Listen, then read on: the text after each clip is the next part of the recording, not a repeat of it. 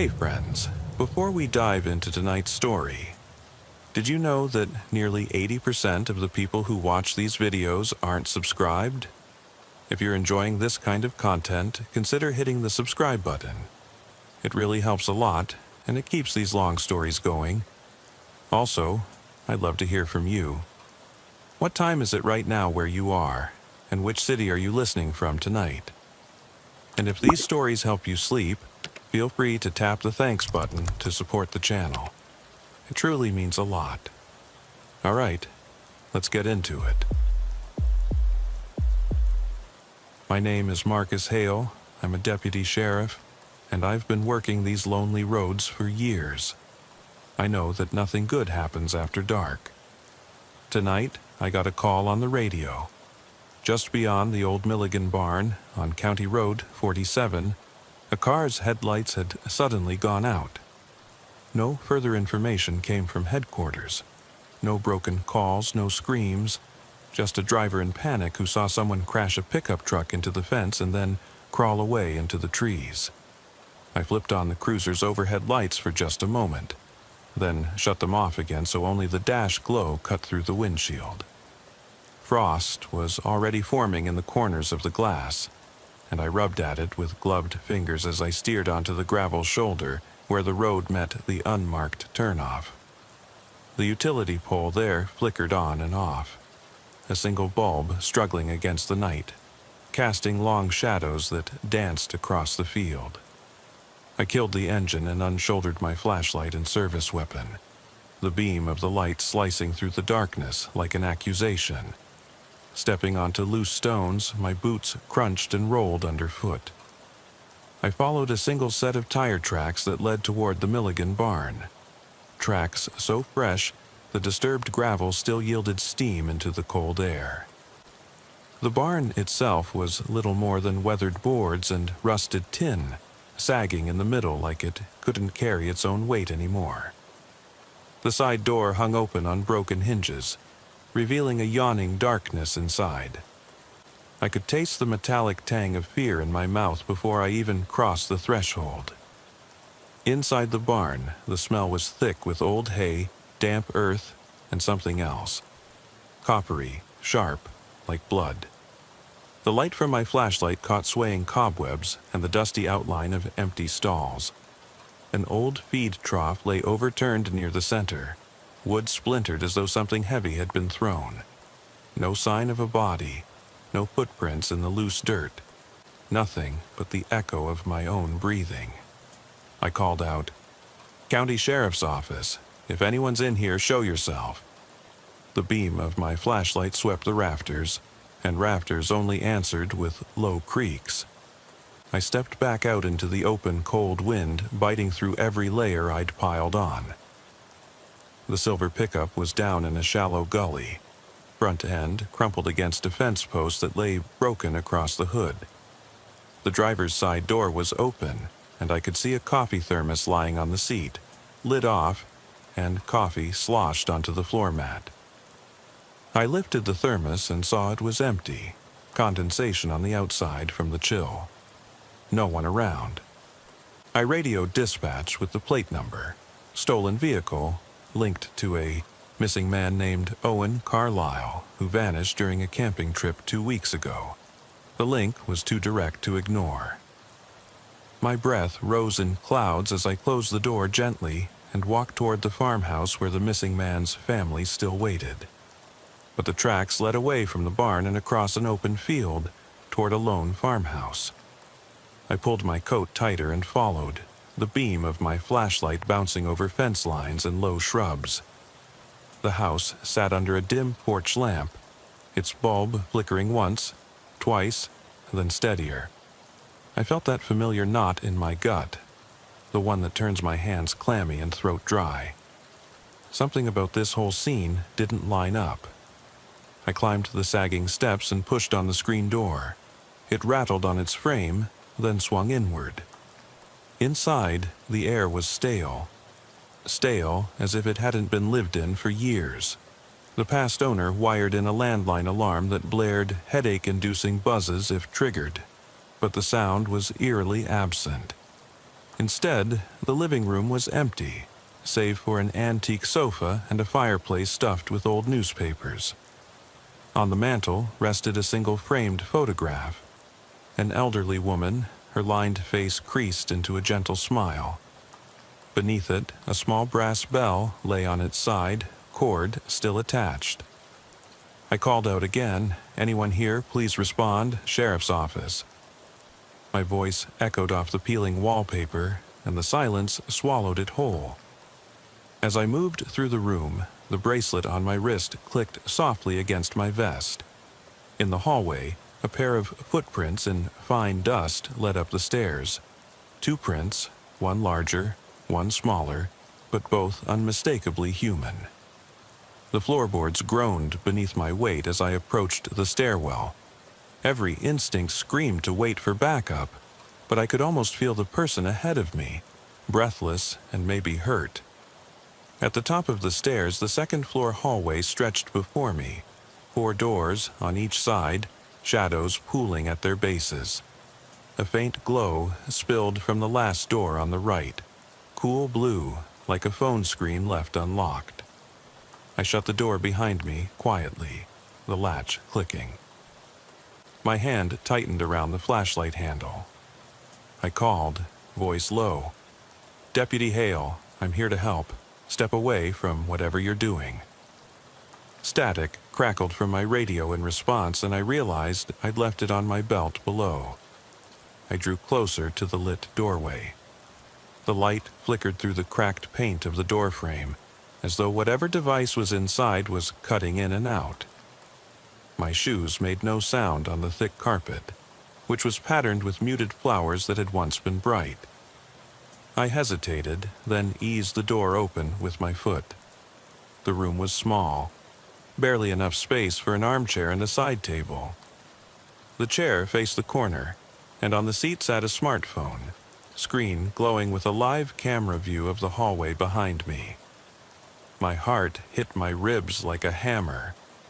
Around the chair, pinned to the walls with black tacks, were dozens of Polaroid photos. Me at the coffee shop fueling up, me walking my patrol route past the schoolyard, me at dispatch checking in. Each photo had a date and time scrawled beneath it, some weeks old, some earlier tonight. My own face stared back at me, framed in crisp white borders. Beneath them, in red ink, someone had written the words pattern and frequency. A floorboard creaked hard behind me. I whipped the flashlight around, beam cutting a pale arc across the dark hallway. A tall silhouette stood framed in the stairwell. It was Deputy Eric Nolan, my partner for the past 3 years, and someone I trusted with my life. Only his eyes glowed in the beam, empty and flat. His hand rested on the butt of his service pistol, but the barrel was pointed upward, not at me. He smiled, slow, and that same phone in the chair shut off, the glow vanishing. The silence stretched between us and the cold seeped back into my bones. Nolan took 1 step forward. "You always said we watch each other's backs," he said, voice raw. But who was watching mine when I needed help? My pulse pounded as I raised my flashlight like a shield. Nolan hesitated, jaw working. I realized then that the fallout from unspoken calls for help, ones lost in protocol, could be more dangerous than any storm. He took another step. Behind him, the door clicked shut, and in that instant I knew this night was only beginning. I climbed into the patrol car just after midnight, the heater sputtering weakly against the cold that settled into my bones. My name is Deputy Marcus Hale, and I've been on these roads long enough to know that nothing good ever happens after dark.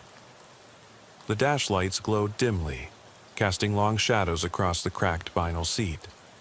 Outside, the world lay under a thin layer of frost that glittered like shattered glass beneath the streetlights.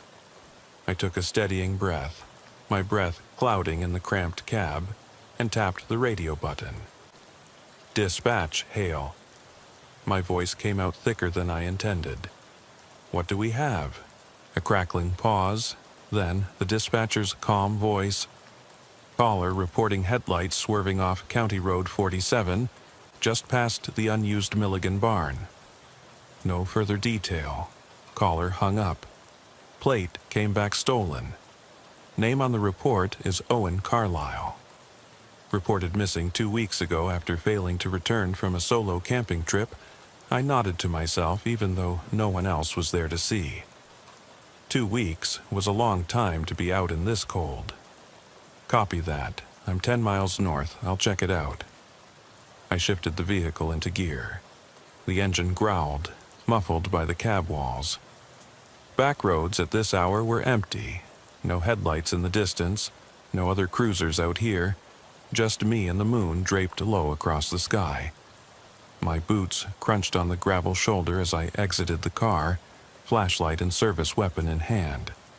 The utility pole by the field entrance flickered on and off, casting the world in pulses of dim orange light.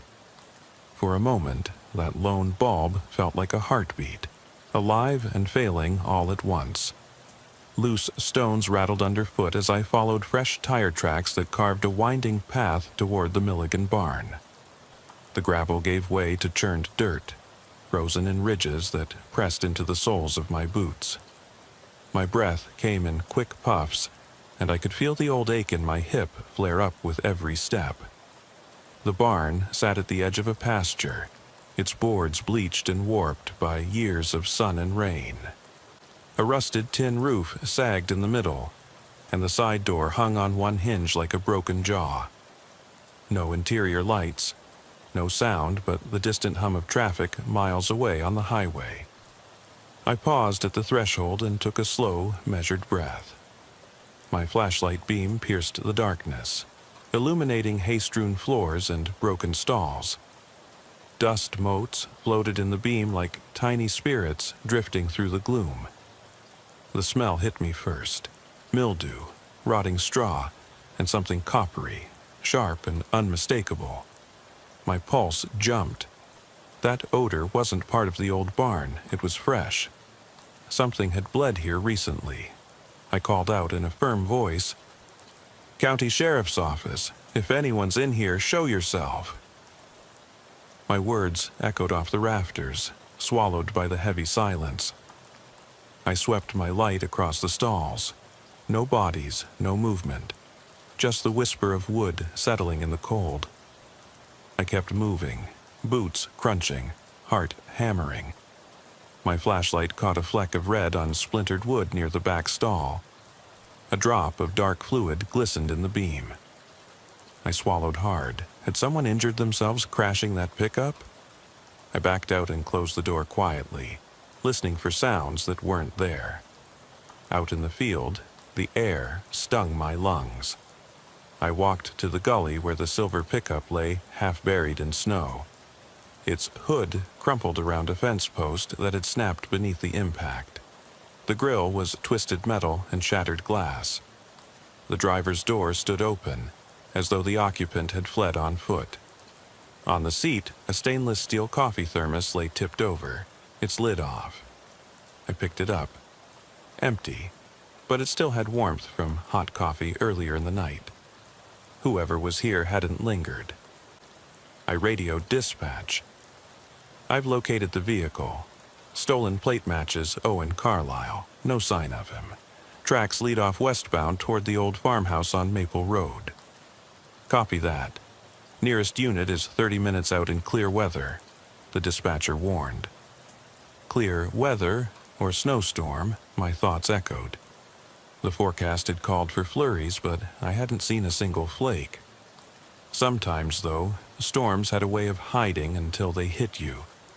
I clicked off the radio and pocketed the handset. If those tracks were fresh, I needed to follow them now. I moved across the frozen field, flashlight beam cutting through low-hanging branches.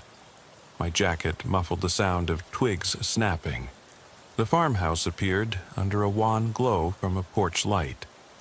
A modest, two-story structure with peeling white paint and an overgrown yard. The porch lamp pulsed, casting wavering light onto chipped steps.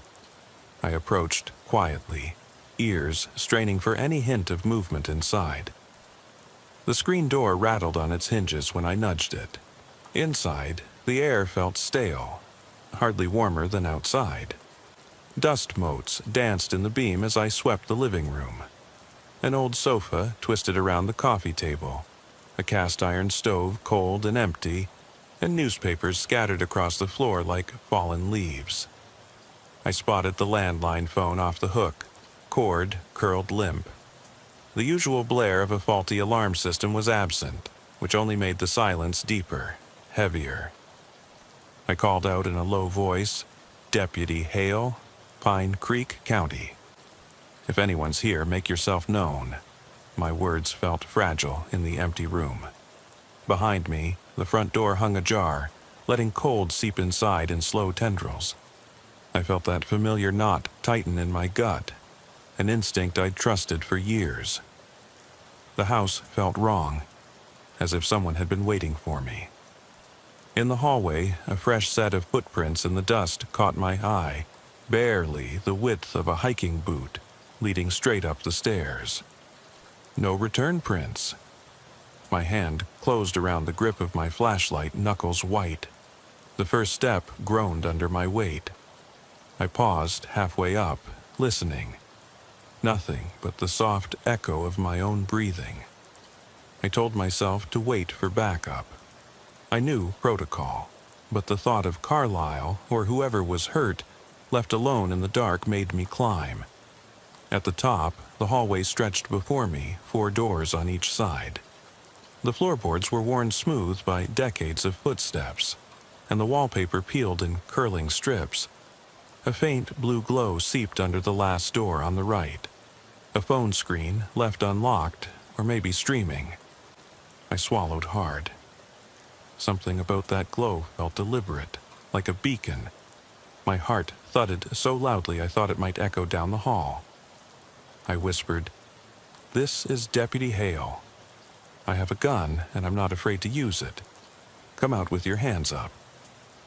My words trembled, and I imagined the ripple of panic they might cause. The door's edge showed scratch marks, as though it had been forced closed. I eased it open with my toe. The room was small, barely big enough for a single chair and a side table. The phone sat on the chair, screen on, broadcasting a live view of the hallway behind me. My own silhouette filled the display. Around the phone, Polaroid photos were tacked in rough rows. Me on patrol, me fueling my cruiser, me speaking into this very radio. Each photo had a date and time scrawled beneath, some weeks old, some within hours. Beneath one picture, someone had written, "Pattern," in red ink. I spun on my heel, flashlight beam sweeping the corridor. Silence. Then behind me a creak, the slow, deliberate sound of a floorboard giving way. I aimed the light. There, framed in the stairwell, stood a tall figure. It was Deputy Eric Nolan, my partner of 3 years. Only his eyes were hollower than I'd ever seen. He held his service pistol pointed not at me but down, barrel aiming at the carpet. He took one step forward, voice low and tight. "You said you had my back," he said, breath clouding in the cold air. "But when I called for help, you never answered." The hallway felt smaller, the air sharper. My flashlight trembled in my hand as I realized the man I'd trusted was now the thing I feared most. My flashlight beam trembled as I stared at Nolan's empty eyes. His face was pale in the weak glow, jaw clenched tight as though he'd bitten down on a blade. I swallowed hard, every muscle coiled for what came next. In the silence, I could hear my own heartbeat pounding in my ears, heavy as a hammer. He took another step forward, slow and deliberate, hands hanging by his sides. "You always told me to count on you," Nolan said, voice low and hoarse. "That's what partners do, but you never came when I needed you most." A knot tightened in my stomach. I'd missed the call that night he'd nearly died. Back then, I'd thought he was tossing aside another complaint about paperwork or training. I'd never considered how close he'd come to slipping through the cracks. Now, I realized, too late, that my oversight had festered into something far deadlier. I inhaled slowly, fighting the urge to raise my weapon. "Eric, He cut me off, hands rising as if to push me away. "Don't lie," he whispered. "I watched you every day after that, watched you patrol, watched you joke around with the others, watched you ignore my code calls." His eyes glistened. "You made the choice to leave me hanging." My flashlight's beam wavered as my grip loosened. I took a small step backward, the faded carpet muffling my boots. "Nolan," I said softly. "I'm sorry, I didn't—" He advanced another step. "You don't get to be sorry," he said, voice cracking. "You get to feel the same fear I felt." His hands curled into fists, knuckles white. I forced myself to stay calm, to think. I needed to buy time, find a way to de-escalate. "Look, Eric, we can talk about this. You're hurt, mentally and maybe physically. We can get you help." His shoulders shook, and for a moment I thought he might lower the tension between us. Then his face twisted, and he swung an arm out. I dodged instinctively, the beam slicing across the far wall, illuminating more Polaroids. They weren't just of me now. There were pictures of him too. Nolan at training, Nolan at home unloading groceries, Nolan laughing at a party, Nolan on his motorcycle. Beneath each, someone had scrawled notes. Vulnerable, alone, abandoned. My throat tightened. Whoever had set this up had known both of us intimately, knew our habits, our fears. In that narrow hallway, the walls closed in until I felt trapped between my partner's anger and my own guilt. Nolan's breathing was ragged. He reached inside his uniform jacket and pulled out a small tape recorder. He clicked it on, and static filled the room. Then I heard my own voice, recorded snippets from our morning briefings. "Check. On Nolan after roll call. Get him to counseling. Don't leave him alone." My words, my own admission of concern, blared back at me. I stumbled back, heart slamming against my ribs. Nolan moved to place the recorder on the chair, arranging it next to a Polaroid of me patting him on the shoulder after a tough shift. "I documented everything," he said quietly. "Every time you promised to be there, every time you left me standing." The recorder clicked off. I licked my lips, struggling for breath. "Eric, you're not thinking straight." He shook his head. "You don't know what it's like to be forgotten." He swept a hand toward the walls. "So, I showed you. I made you the subject of your own case file." My mind raced. If I didn't find a way out, Nolan might get desperate. The narrow hall left few options. I thought of the door behind me, of the stairs leading down, of the radio clipped to my belt somewhere below. I needed distance. I needed to regroup. I raised my hands, palms out. "Okay," I said slowly. "All right, let's talk. We'll go back to the living room, we'll sit down, you tell me everything." It was a gamble, giving up the hallway's choke point for the openness of the room. But Nolan seemed torn, the fire in his eyes sputtering at my concession. He eyed me warily. "You'd do that?" My heart pounded. Yes." He took a step back, tension easing slightly. I inched past him, moving toward the stairwell. Every slow footfall echoed on the wood floor. I felt the draft from the open front door downstairs. Cool air beckoned. Just as I reached the bottom step, Nolan lunged. My shirt snagged on a nail by the banister as he barreled forward. I yanked free, stumbling into the foyer. My flashlight clattered to the floor, beam flickering across the room. I dropped my weapon in surprise, hands reaching for anything. Nolan's silhouette filled the stairwell behind me. "No more running," he snarled. He pressed the tape recorder against my chest. "Listen to this." I grasped the device, hand shaking so badly I almost dropped it. Voice crackled in my ear. My voice again, pleading with dispatch to check on Nolan, promising follow-up care. A looped clip of my own promises, my own words, became an accusation in his hand. My back hit the wall. I swallowed. "Eric, that's not fair. I tried." He stepped closer. "You tried to keep me in the dark," he whispered. "You gave me answers that never came." In that moment, I saw the years of strain in his posture, the rounded shoulders, the clenched jaw, the tears he'd swallowed. He believed I'd failed him. Under that weight, he'd built this trap, turned our partnership into evidence against me. I needed to break through. "Eric," I said quietly, pressing palms flat against the peeling wallpaper. "I'm here now. You want acknowledgement? Here it is. I've failed you, and I'm sorry. But we can fix this. We can walk out of here alive." He hesitated, the anger flickering in his eyes. For a heartbeat, I thought my words might reach him. Then a distant rumble shook the house, faint but unmistakable. I froze. The sound came again, louder this time, gravel crunching outside. Nolan's head snapped toward the window. "Back up," he rasped. Panic flared. He shoved me hard. I stumbled past the chair, nearly toppling it. The tape recorder slid from my hand, skittering across the floor, and the phone on the chair lit up again, displaying my partner's face. My face, broadcast live. I landed against the front door, hand hitting the latch. Behind me, Nolan lunged.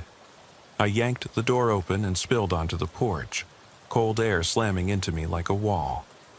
My flashlight lay on the floor inside, beam drifting out behind me. The gravel driveway glowed under approaching headlights. 2 cruisers, their lights off. Backup, relief and dread knotted together. I barely registered the yelp as Nolan's boots skidded onto the porch, knife drawn now, blade catching the dim porch lamp. His eyes locked on mine. Rage and hurt coiled in his stance. I backed up, stumbling over a broken board, heart pounding so hard I thought it would burst. The cruisers halted 20 feet away, engines idling. Through the windshield I could see the forms of Deputies Rogers and Vargas, stepping out, flashlights off, ready. But Nolan and I were still locked in that moment. 2 partners turned adversaries. He knocked the porch railing aside and advanced, bare ground crunching beneath him. My own hand hovered over my sidearm at my hip. I yelled, "Don't!" Rogers's voice came from the edge of the porch. "Hale?" "Rogers?" The siren of my radio crackled beneath my hand.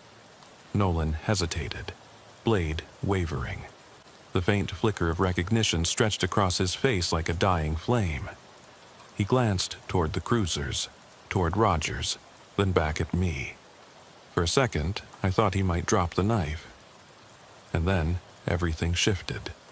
Nolan revved forward, propelled by something darker than anger, something like despair. I raised my weapon as Rogers and Vargas reached the porch. A single shot echoed, muffled by the weight of the night. Backup rushed forward, flashlight swinging, shouting my name. Nolan collapsed mid-stride, knife clattering on the boards. The light from the cruiser's headlights flooded the yard, exposing my shaking hands and Nolan's prone figure. I didn't lower my gun until Vargas had Nolan handcuffed. My breaths came ragged, my bones aching from adrenaline and cold. I looked at Nolan as Rogers led him down the steps. His head slumped, eyes unfocused. I sank onto the top step, staring at the dark doorway behind me, at the chair and the photos still taped to the wall. Thousands of moments frozen in glossy Polaroids, each one a reminder of how close fear can become betrayal when you ignore the calls for help. Dispatch's voice crackled through my radio. "Hale, are you all right? We have medics en route for suspect and your status." I pressed the radio to my lips, but said nothing. The only sound was my breath, shaking in clouds before me, and the distant rumble of wind through the dead trees. That night, I learned how quickly trust can shatter, and how long the pieces can cut into you afterward. And out there in the dark, past the glow of the porch light, I wondered what other lines I might cross before I ever felt safe again. I watched Deputy Nolan slip into the back of the ambulance, his shirt soaked through where the bullet struck. The medic pressed a gauze pad to his side as they lifted him onto the stretcher. I stood on the porch steps, boots scuffed against rotting wood, the wind howling through the trees like a warning I'd ignored. My hands were shaking so badly I nearly dropped my service weapon. I sank onto the top step, staring at the dark hallway behind me, at the Polaroids fluttering in the breeze moving through the open front door. "Deputy Hale?" Roger's voice cracked through the cold. He crouched beside me, concern etched across his face. "You okay?" I nodded, though I couldn't trust my own voice. My radio lay on the floor beside me, still warm. Dispatch had asked me to confirm my status 3 times. Finally, I keyed the mic. I'm okay. Send a tow for my cruiser. Rodeo it out of the gully." Rogers helped me to my feet and guided me away from the farmhouse. The wind tugged at my coat, and even though it was late January, it felt like a noon spring gale ripping at the flimsy barrier between safety and something darker. We trudged down the steps toward the driveway, where Vargas stood by the open back doors of the ambulance. Nolan's face was pale under the harsh interior lights. He met my gaze, and for a moment something flickered in his eyes. Regret, perhaps, or the realization of what he'd done. I swallowed hard. "I'm sorry," I said, voice low. "I never meant—" He cut me off with a trembling breath. "Just do your job." Then he turned away, and the medics wheeled him inside. Rogers closed the ambulance doors and looked at me. "What happened in there, Marcus?" I hesitated. The walls seemed to shrink around me, memories of Nolan's betrayal echoing with every heartbeat. "He set me up," I said finally. "He blamed me for ignoring his calls for help. He studied my life, used my own words against me." Roger's eyes widened. "He recorded you? Framed you like evidence?" I nodded. "Polaroids, video feed, taped my promises, my apologies, made it into a case file. Then he planned to make me the suspect." I shook my head as though trying to dislodge the images. "He nearly killed me." He put a hand on my shoulder. "You're safe now. We've got Nolan in custody. We'll sort this out." I leaned into his grip, exhaustion finally breaking through the adrenaline. "I don't feel safe," I admitted. "Not out here, not in this job." He frowned. "We'll get you some time off, counseling, whatever you need." I looked back at the house, its windows dark and empty, the flicker of a dying bulb in the porch lamp still pulsing. "I need to go back in there," I said, voice rough. "There's evidence, plans on that recorder, more photos." He had maps marked with other deputies' names. I need to find it all. Rogers sighed but nodded. "Okay, let's wait for the crime scene techs. They'll comb the place." With that settled, we moved back up the driveway. The cruiser lights flickered in the distance as the tow truck arrived. I watched Nolan's ambulance pull away, siren off, and wondered how many months, years, I'd spend reliving this night. The crime scene van's headlights swept across the yard like search beams, and I stood guard at the edge of the porch while Vogel, our tech, set up his evidence markers. He was methodical, slow, every print, every scrap of tape photographed and bagged. I lingered at the entryway, peering into the hallway where the confrontation began. The air felt colder inside, as though the house itself had absorbed Nolan's rage. Vogel snapped pictures of the chair and the phone, then picked up the discarded tape recorder. "Deputy Hale, this was yours?" He held it gingerly, as though it might explode. I nodded. He wanted me to listen. He wanted to prove I'd lied. He set it in an evidence bag. "We'll get it analyzed. Any additional footage, transcripts, photos, everything goes back to the lab." I followed him down the hallway, past the door where Nolan stood before lunging. The walls were splintered with where Nolan's boots had caught the wood when he charged. Dust clung to my pants as I kneeled to inspect the scuff marks. Vogel placed a marker beside each one. We moved from room to room. The staircase nicked, the landing grazed, the living room where Nolan had wrestled me. "Here." Vogel pointed to the corner by the mantel. Several Polaroids lay in a scattered pile. Nolan's face, me feeding deer at a wildlife stand, me late night at the station, me on the porch of my own house. Some had dates that didn't line up, pictures taken long before Nolan's incident, others from hours ago. Someone had gone to extraordinary lengths. "They're all time-stamped," I said, voice barely above a whisper. "By Nolan's phone." My gut clenched. He must have set this up weeks ago, stalking both of us, grabbing photos when we didn't notice. Vogel bagged them carefully. "We'll trace the prints on these tacks, on the tape. Maybe find evidence of who set the camera." He glanced at me. "You know, Deputy, betrayal like this, that's personal. It cuts deeper than any struggle with a suspect." I swallowed.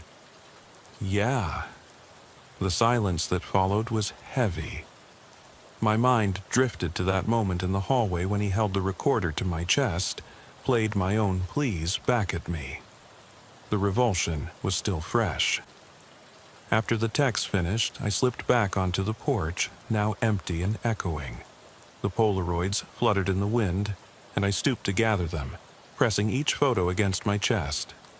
The faces, mine, Nolan's, and others I recognized. Dispatchers, fellow deputies, even one of Roger's kids riding his bike after school.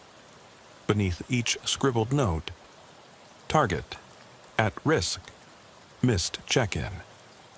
I realized then Nolan hadn't just planned to kill me. He'd planned to expose every vulnerability in the department, to show that when someone cries for help, the system can fail them. My phone buzzed in my pocket. A text from Captain Ramirez. "Secure the scene. Get some rest. We'll debrief at first light." I typed back, "Understood." Then I looked at the farmhouse one last time. The moon had shifted, and the porch lamp had flickered out. In the sudden darkness, the house blockaded itself, a silhouette of broken wood and shadow. I shivered. I drove back to the station in the tow truck's lead, cruisers flashing lights reflecting in the rearview mirror. The roads were icy, but the tow handled the gully easily. I kept my eyes on the dark ribbon of highway ahead, every mile taking me further from the barn, further from Nolan's betrayal.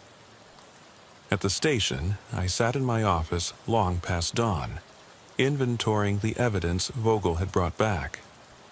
The photos, the recorder, Nolan's knife. A pile of paperwork grew on my desk, incident reports, disciplinary records, missing person files. I thumbed through Nolan's personnel file, commendations, training notes, a single entry about his hospitalization after that call I'd missed.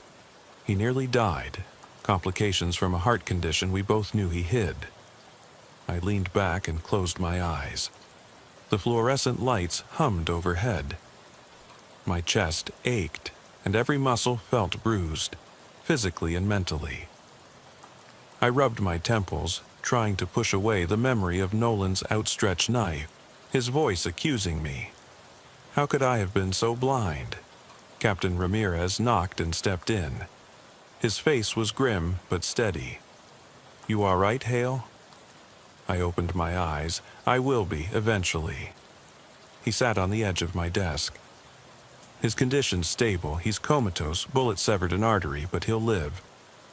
I spoke with his wife. She's been calling, asking for you. My heart lurched. Families, always on the other end of a call. If it can happen to me or Nolan, it can happen to anyone. "I'll reach out tomorrow," I said, voice tight. Ramirez nodded. "Get some rest. We'll assign you support. Counseling, time off, whatever you need." I nodded, but I knew rest would be elusive. My sleep, when it came, would be haunted by the echo of footsteps on dust, the flash of a phone screen glowing in the dark, and Nolan's eyes, empty and accusing. I cleared my desk, filed the records, and left the station under a pale sky breaking into dawn.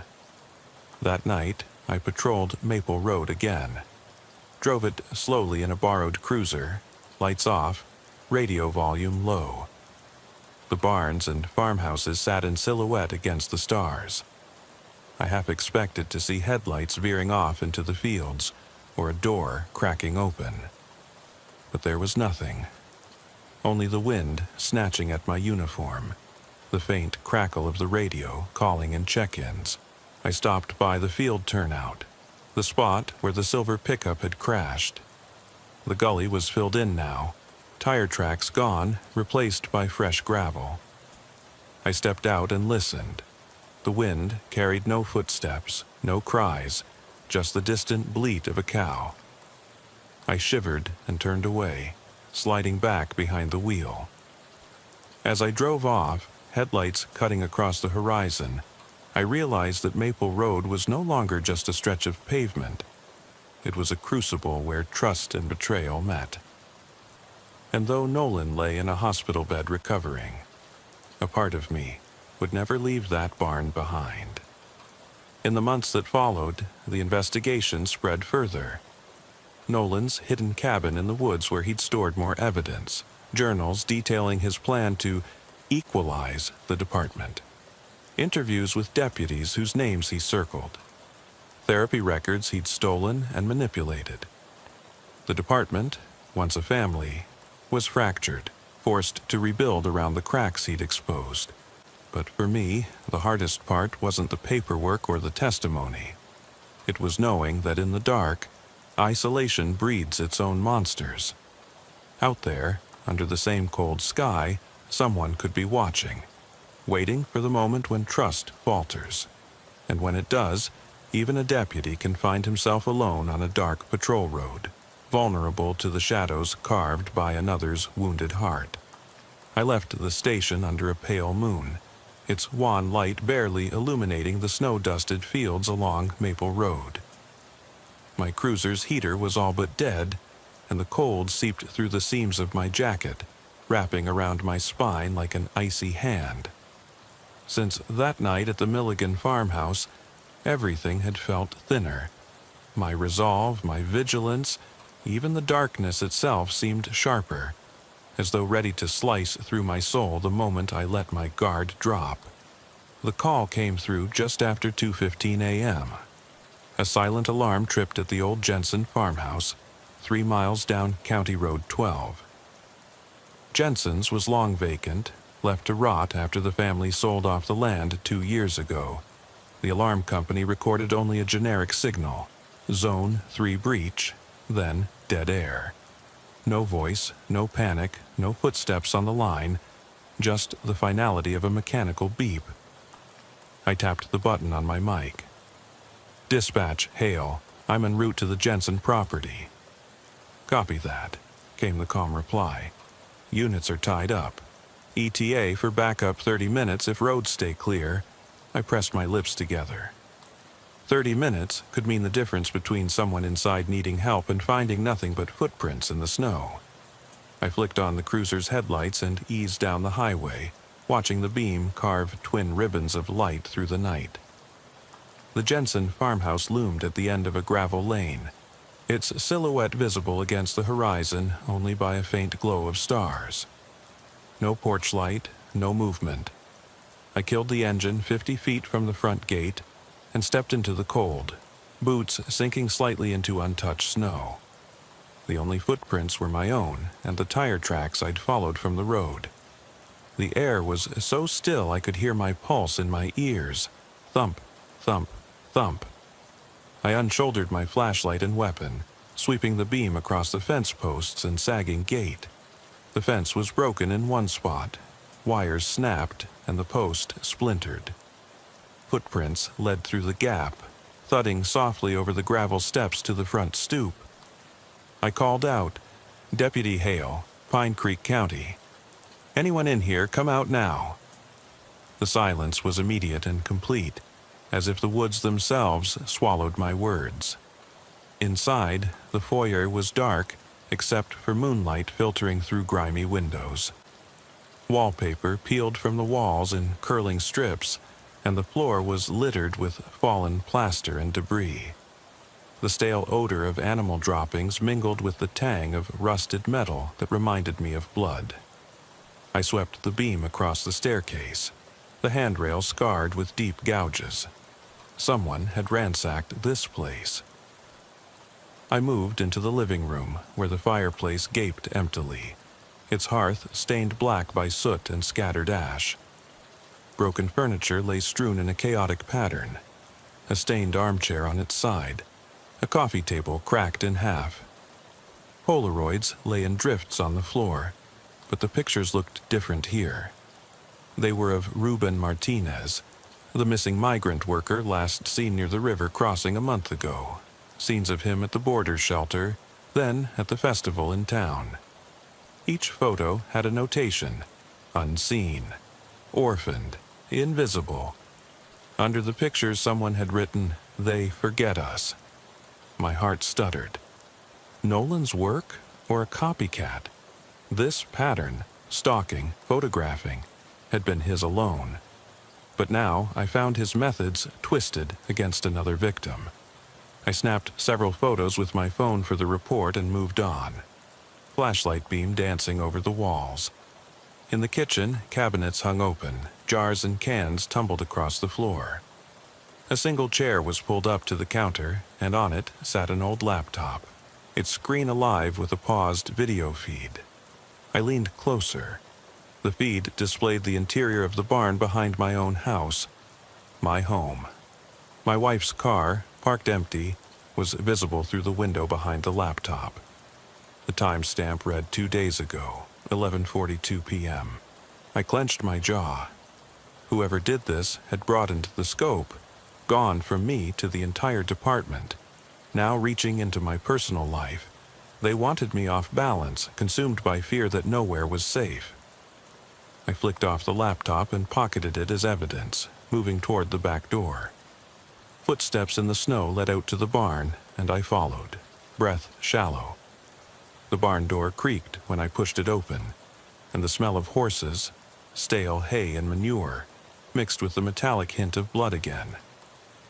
A single boot print, deeper than the others, led to the tack room. I kicked open the door.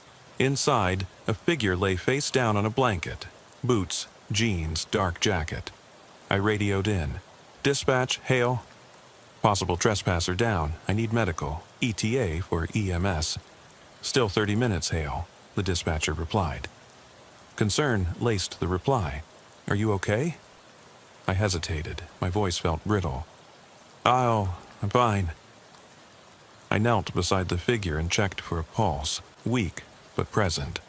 A dribble of blood from the ear. I unzipped the jacket to reveal a handwritten journal, pages marked with dates and names, rubber-stamped entries for Martinez, for myself, for Nolan. Then a final entry: midnight, Maple Road, alone. A chill ran down my spine. I realized this trespasser was another victim, someone who got too close. Perhaps someone Nolan hadn't snared himself.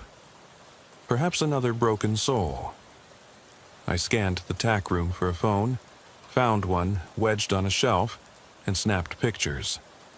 Then I reached for the radio again and was about to call when the barn lights flickered on. Two bare bulbs hanging from the center beam, winking as the power surged. The figure on the blanket groaned. Footsteps thundered above me. Heavy, deliberate. I grabbed my weapon and pressed back against the door.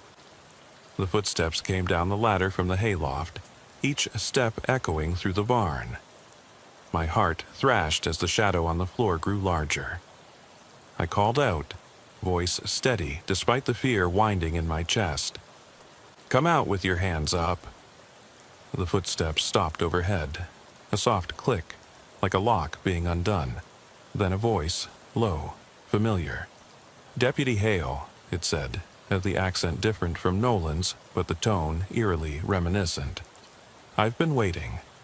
My blood ran cold. I scanned the room, haystacks packed against the walls, pitchforks leaning forgotten in the corner. No obvious place someone could be hiding. I edged toward the ladder. "Who's there?" I demanded, sweat beading under my collar. The groaning figure stirred, and I realized with a jolt that it wasn't Trespasser. It was another officer from Dispatch Deputy Singh, missing since last week. His face was ashen, eyes half-lidded. A floorboard creaked to my right. I doubled back toward the tack room door. From the shadows, a figure emerged, taller than Nolan, broader. Face obscured by the beam of my flashlight, but the posture, the deliberate swagger. It reminded me of my partner's betrayal. "Who are you?"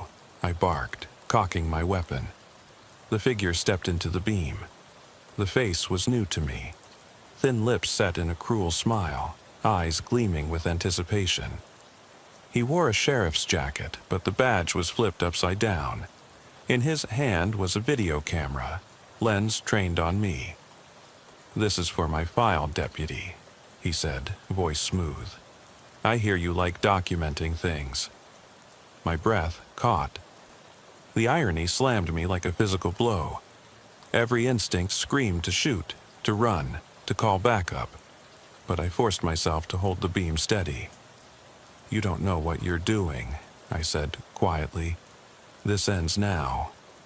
He laughed, soft at first, then harder, echoing off the barn walls. "You think this is about me, or Nolan, or Singh? It was never about one killer." Cold dread pooled in my gut. He raised the camera. "This is a movement," he said. "A crusade against the complacent, the trusted, the system that lets people slip through the cracks." My mind raced. A movement. Others like him, targeting deputies, civilians, anyone they deemed forgotten. The missing men, the trespasser, Singh, they were pawns in a twisted showcase of oversight.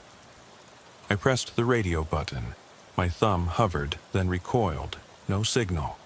Inside this metal barn, the radio went dead. He must have jammed it. He stepped closer, camera lens inches from my face. "Smile, Deputy Hale.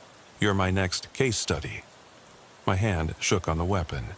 Outside, storm clouds were gathering, wind rattling the barn's boards. Snow began to drift in through the gaps. I knew then I had seconds to act. I drew the beam upward and fired, 2 quick shots at the light bulbs. Darkness swallowed us both, a void so complete I felt naked. He cursed and dropped the camera. I heard it shatter on the floor. I fumbled for my radio. Static hissed, then life. "Hale? Hale? Respond." "Dispatch, it's Hale. Shots fired. I need units now." Footsteps thundered in the snow outside. Rogers, backed by officers, weapons drawn, floodlights training into the barn. My beam lanced through the darkness, illuminating the stranger pinned against a haystack, hands raised. Singh sat up on the blanket, wounded but conscious. Rogers rushed in, cuffs in hand. "You okay?" he shouted. I nodded, voice tight. He called it a movement. Outside, I saw the line of cruisers, their lights off but engines idling. Behind them, the horizon flared with distant lightning, a new storm roaring in. I holstered my weapon and dropped to Singh's side, checking his pulse. He managed a weak smile. "Thanks," he whispered. I radioed for medics and walked to the barn door, stepping out into the swirling snow. The night had grown darker, the wind louder, as though celebrating another chapter of terror. I looked out at the field, at the farmhouse where I'd first faced Nolan's rage, at the barns and roads now scarred by this new threat. As the first backup cruisers rolled up, red and blue lights flashing, I realized the fight was far from over. The storm wasn't just outside. It lived in every cracked hallway, every deserted road, every silent alarm. And when the wind howled through the barn's shattered windows, I understood that the darkness wasn't ready to release me. Not yet. I raised my head to the sky, snow pelting my face. Somewhere out there the next hunter waited, studying my patterns, mapping my routines, ready to turn my life into their next case file. I sat on the tailgate of my cruiser long after the medics had loaded Deputy Singh into the ambulance. My gloves were damp with melting snow, and each breath felt like inhaling shards of glass. I watched the lights of the farmhouse blink through the storm, now abandoned, a skeleton of broken boards and blown-out windows. Rogers stood beside me, arms crossed, his breath fogging in the air. "They found his camera," Rogers said quietly. "He'd hacked the alarm system here, jammed your radio, streamed to a private feed." He shook his head. "It was a setup from the start." I nodded, unable to speak.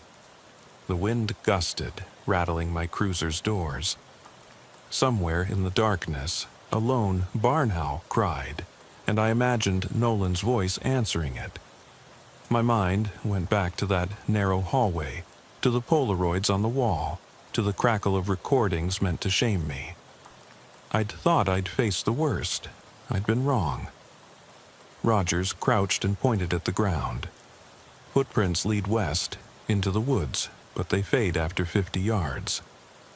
He tossed me a pair of bright evidence flags. "We'll grid search in the morning, but tonight he's gone." I felt a hollow ache. The storm had swallowed the trespasser, but how many were out there? He'd called it a movement. I pictured rows of cameras hidden in barns and back roads across the county, streaming our lives to some underground audience feeding on our fear. I'd been awakened once by Nolan's betrayal. Now I'd woken up to a conspiracy. Rogers nudged me. "You should get in. Heat's on in the ambulance bay. You're freezing." I slid off the tailgate, brushing snow from my trousers. The cold bit into my bones with renewed hunger. "Thanks." My voice came out rough. I turned back to the farmhouse one last time. The porch light was gone and the windows stared out like empty eye sockets. In that darkness, I felt its gaze, as if the house itself knew I was leaving. Inside the ambulance bay, the medic checked Singh's vitals while I stripped off my soaked gloves and jacket. My uniform hung heavy, doused by sleet and blood from the ear wound. The medic handed me a warm blanket. "You did good tonight," he said. "He won't hurt Singh again." I wrapped the blanket around my shoulders and closed my eyes. "Thanks," I murmured. But words felt hollow. Back at the station, I'd have to file the detailed report, attend debrief, answer questions about the failure of backup, the stretch of unchecked time when this man, this movement, slipped through the cracks. When I emerged into the garage aisle, the storm had intensified. Flakes hammered the windshield as I climbed into the cruiser and turned the key. The heater sputtered to life. I let the warmth chase out the cold, but it could not chase out the fear. I drove the final 2 miles to my house on Ridge Lane, headlights illuminating snow-laden oaks that arched overhead. My wife's car was in the driveway, its passenger door open. My heart lurched, and I slammed the brake, the cruiser fishtailing on ice. I leaped out, hand on my weapon, and sprinted to the porch. Inside, the foyer was dark. The tumble of boots and jacket on the floor told me she'd come halfway down the hall before pausing. I switched on the entry light, revealing muddy footprints leading to the living room. My pulse spiked. Footprints oversized, boots I didn't recognize. The storm had tracked them in, but the prints were too clear, too deliberate. I drew my weapon and edged into the living room. The hearthstone was cold, embers long extinguished. Scattered on the coffee table were 3 Polaroid photos. One of me hugging my daughter at the school gate, one of my wife waving goodbye at the front door this morning, and one of my partner Rogers, standing in this very room last winter. Under each, messages in neat red script. Target, observed, next. My breath caught. The room felt tighter, walls inching inward. Every picture was new, dated today's date, stamped at 5:47 p.m., hours ago, before I even got the call from dispatch. The hallway clock read 3:12 a.m. I sank to my knees, sweat and snow melting on my skin. Footsteps in the hallway, slow, deliberate. I blinked, half expecting Rogers to step through the archway, but it wasn't him. A slender figure emerged, gloved hands, dark jacket, hood pulled low. They carried a small, battered suitcase.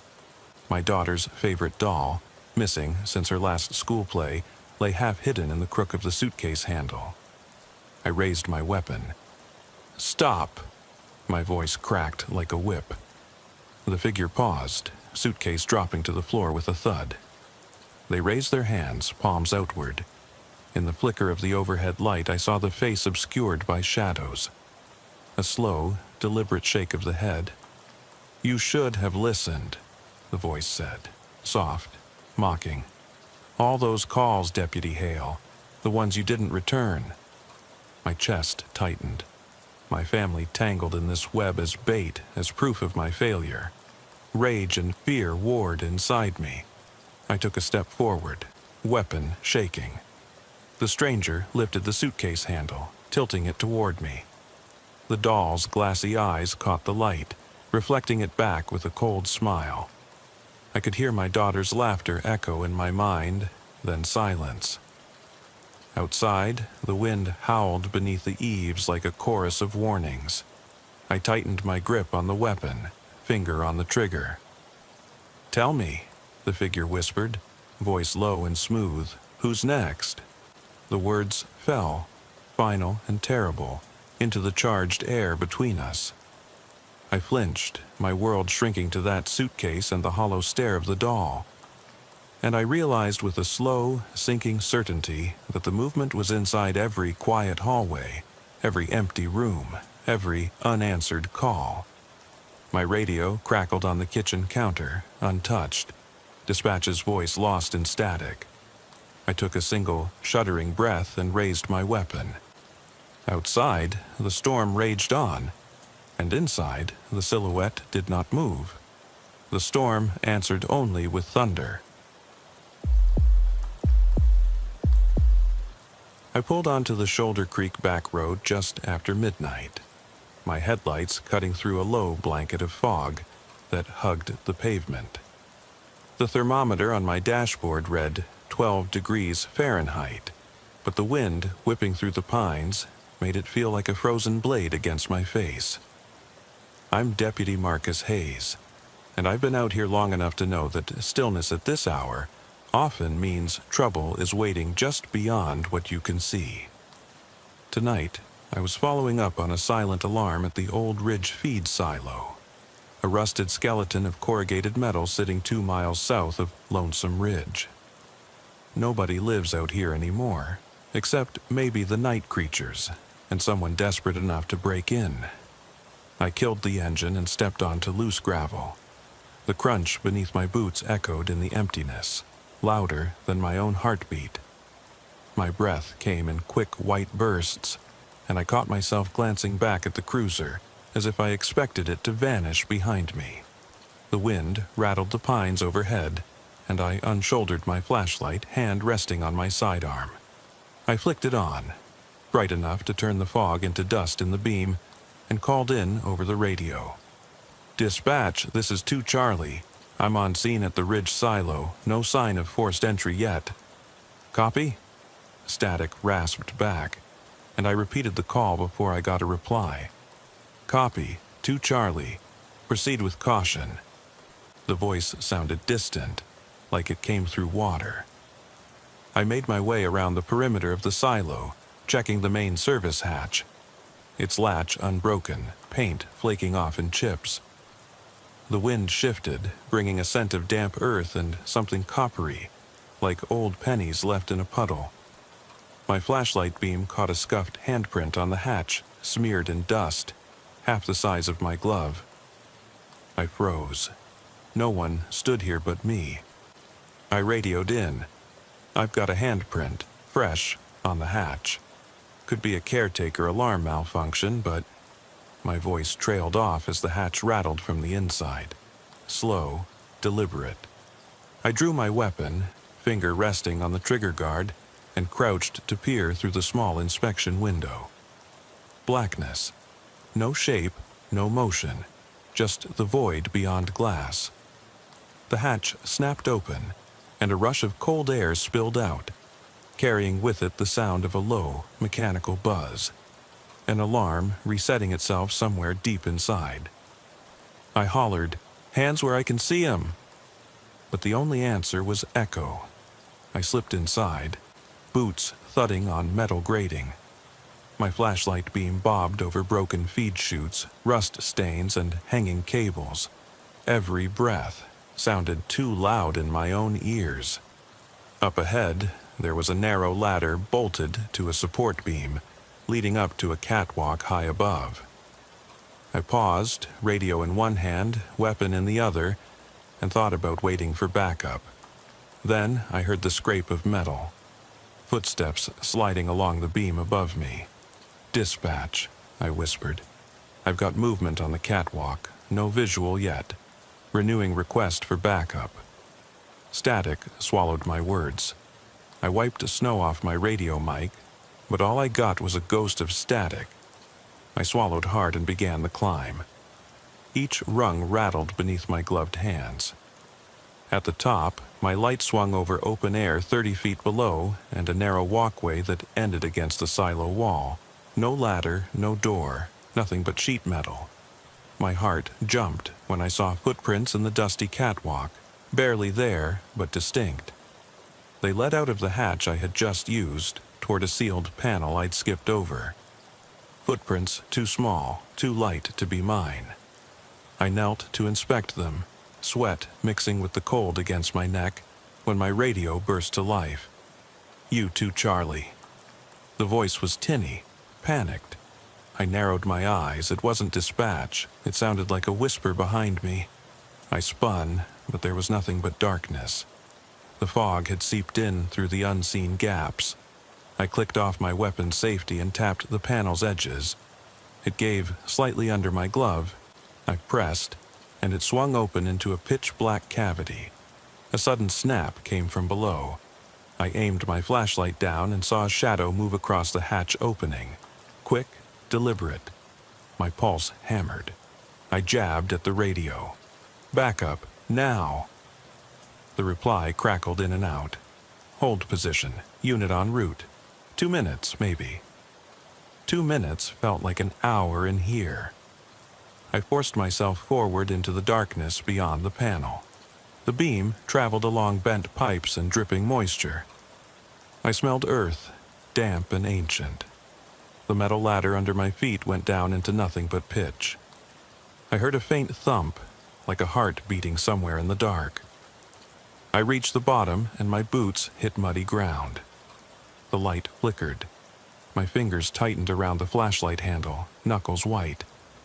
I called out, voice trembling. "Sheriff's deputy. I'm here to help. Show yourself." No answer, only the echo of my own breathing. I took one step forward, then another. The ground sloped down to a tunnel carved into earth, rough and narrow.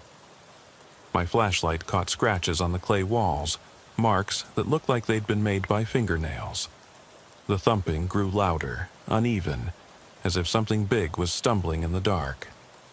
I swallowed the lump in my throat and pressed on. The tunnel opened into a larger chamber where water pooled at my boots. My beam swept across slick stone and a crude wooden beam supporting the ceiling. A single cord crept along the wall, trailing upward to a bare bulb overhead. I flipped the switch. The light burned bright for a heartbeat, then dimmed to a weak glow, just enough to see a triangular formation on the wet floor. A flashlight I didn't recognize, a badge, and a blood-smudged radio. My blood ran cold. The badge was not mine. The radio's channel was set to my frequency. I reached for it first, lifted it from the ground. Static hissed to life in my ear, and a voice, distant but familiar. Not alone here. Then silence. The bulb fluttered, and everything went dark. My heart slamming against my ribs, I backed toward the tunnel entrance. My boots stuck in mud as the ground trembled. I switched my light back on, again, only a faint glow. The thumping swelled behind me, closer now, pounding like a fist on a door. I stumbled backward, slipped on the wet stone and dropped the radio. It skittered away into the darkness, antenna snapping. As I hit my feet, the tunnel behind me collapsed with a slam of earth and rock. I ran back toward the hatch, hands aching, lungs burning, leaving mud and panic in my wake. I burst into the feed bin, light swinging wildly, and saw the panel slam shut behind me. The silence hit like a freight train. My radio squawked back to life with dispatch. "To Charlie, backup is 5 minutes out. What's your status?" I swallowed hard. "Dispatch, get everyone you can down here. I need—" My words cut off when I saw footprints in the dust. Mine, leading from the panel up to the catwalk, then turning back toward the hatch again, as though someone had been watching me the entire time. And the handprint on the hatch wasn't alone anymore. There were two now, side by side, pressed deep into the metal. I swallowed the lump in my throat, teeth chattering, and lifted my flashlight.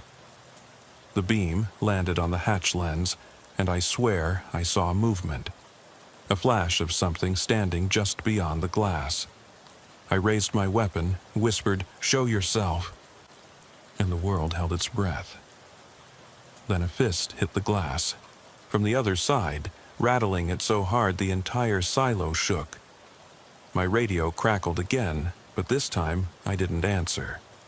I just waited, every muscle tensed, for whoever or whatever was out there to break in.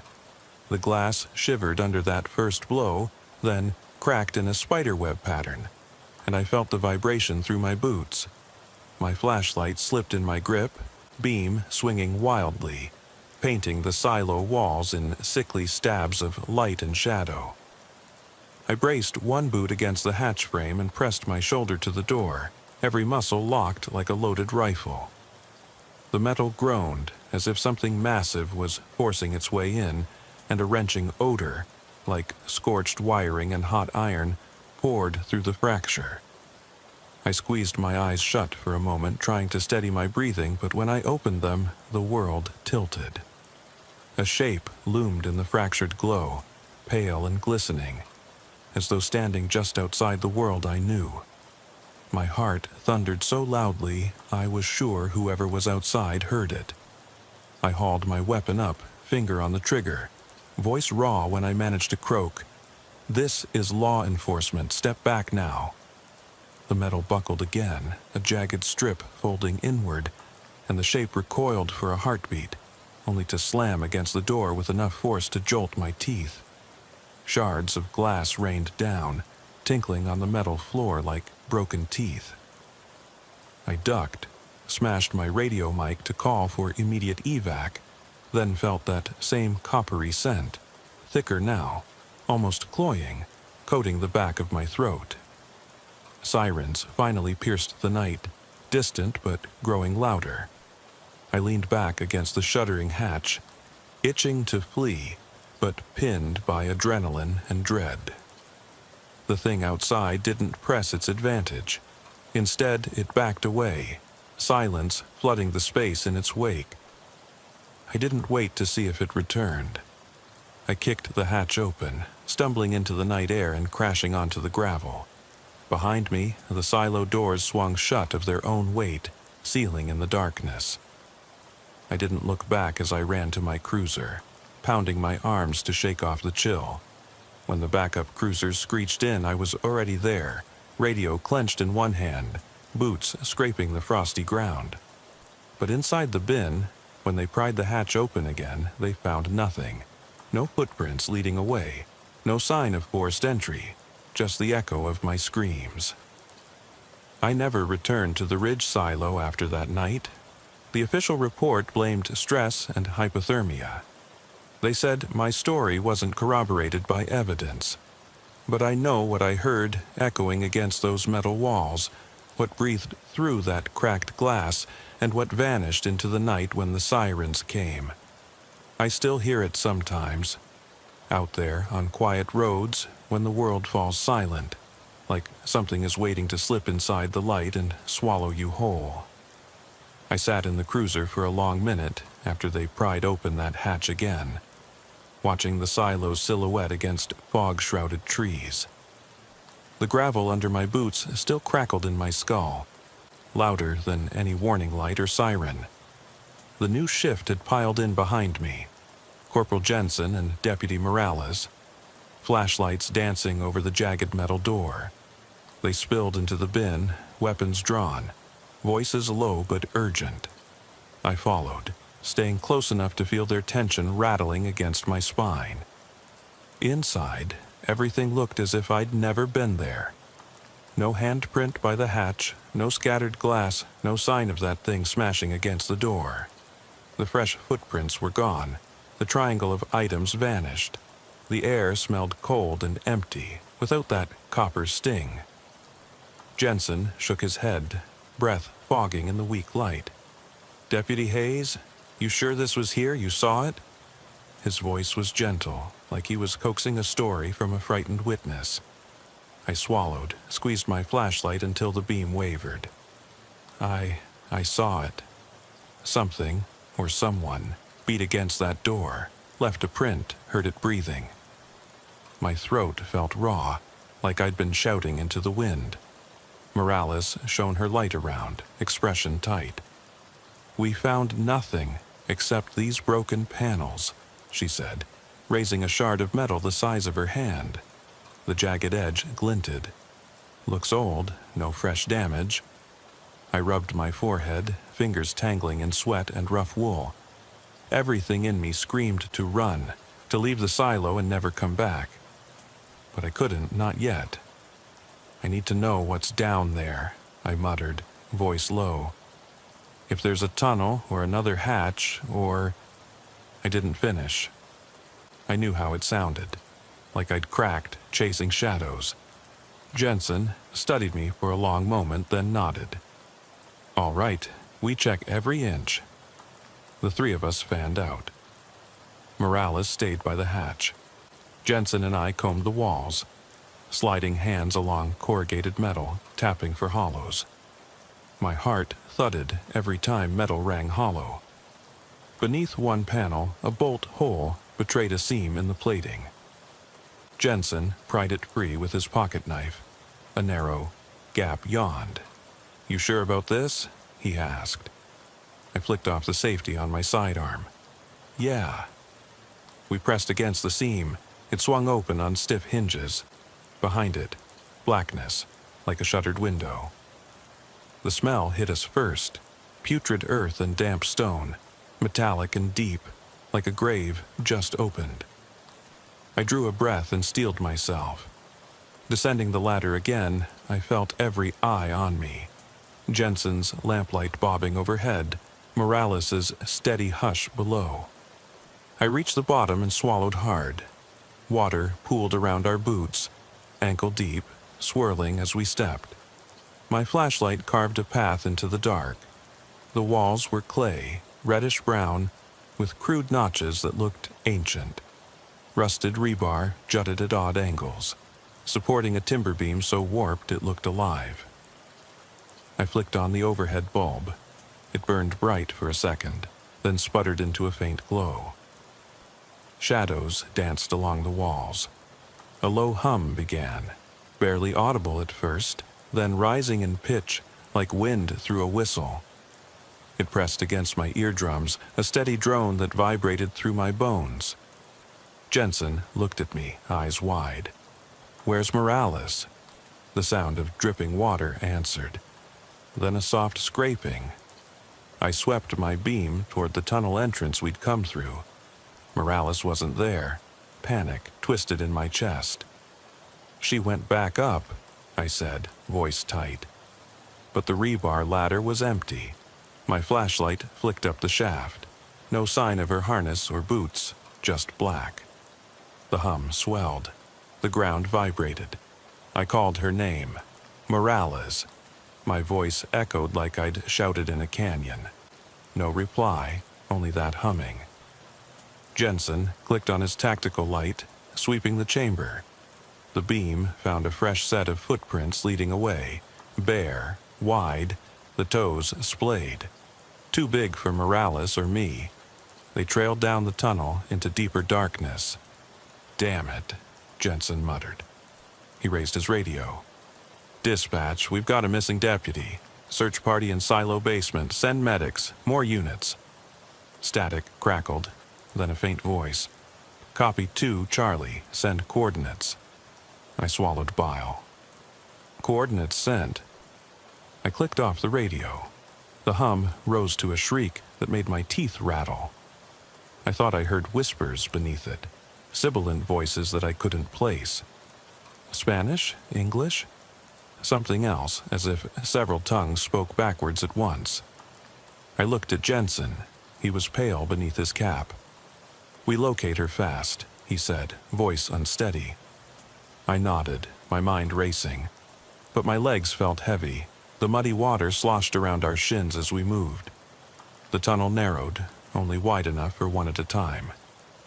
Jensen went first, light swinging. I followed, weapon ready. Behind me, the hatch sealed itself with a metallic clack. I flinched, spun. No hatch, no ladder, no exit. Heart hammering. I pounded on the wall. "Jensen! Morales!" I screamed, breath catching. The humming stopped. Silence slammed into my skull, then footsteps, soft, deliberate, coming from deeper in the tunnel. My flashlight beam trembled across slick walls. The footsteps stopped. The silence stretched so long I thought my ears would bleed. Then something touched my shoulder, light as a feather, cold as death. I spun, weapon raised, only to see empty air. The beam caught a smear on the tunnel wall, Morales's flashlight beam, smeared across the clay. I wiped the muzzle of my gun on my sleeve and pressed closer to the wall, tracing the smear. My fingers came away sticky. Blood. Jensen's voice crackled through the gloom. "Hayes, you there?" He sounded shaken. "We found the chamber. You need to see—" His words cut off with a pop. My radio went dead. I slammed it with the butt of my hand. Nothing. The hum started again, low and insistent, and a pair of lights appeared ahead, small, flickering, like distant lanterns moving closer. I swallowed. Jensen's light beam bobbed in the distance, alone. I raced forward, boots slipping in mud, calling his name. The tunnel opened into a vast cavern, walls lined with dripping stalactites.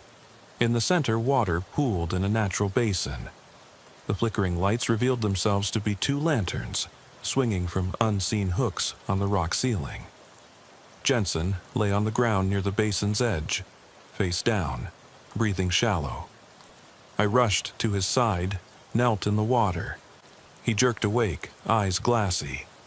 "They're here," he gasped. The lights flared, casting giant shadows that pulsed on the walls. Shadows not anchored to anything.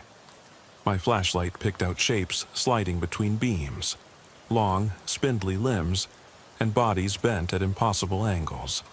Jensen tried to sit up. I grabbed his arm. "Easy, what happened?" His eyes darted around. They showed me the shapes, then my radio. It whispered things, my name, Marcus, come here. His voice trailed off. The cavern quaked. Water rippled.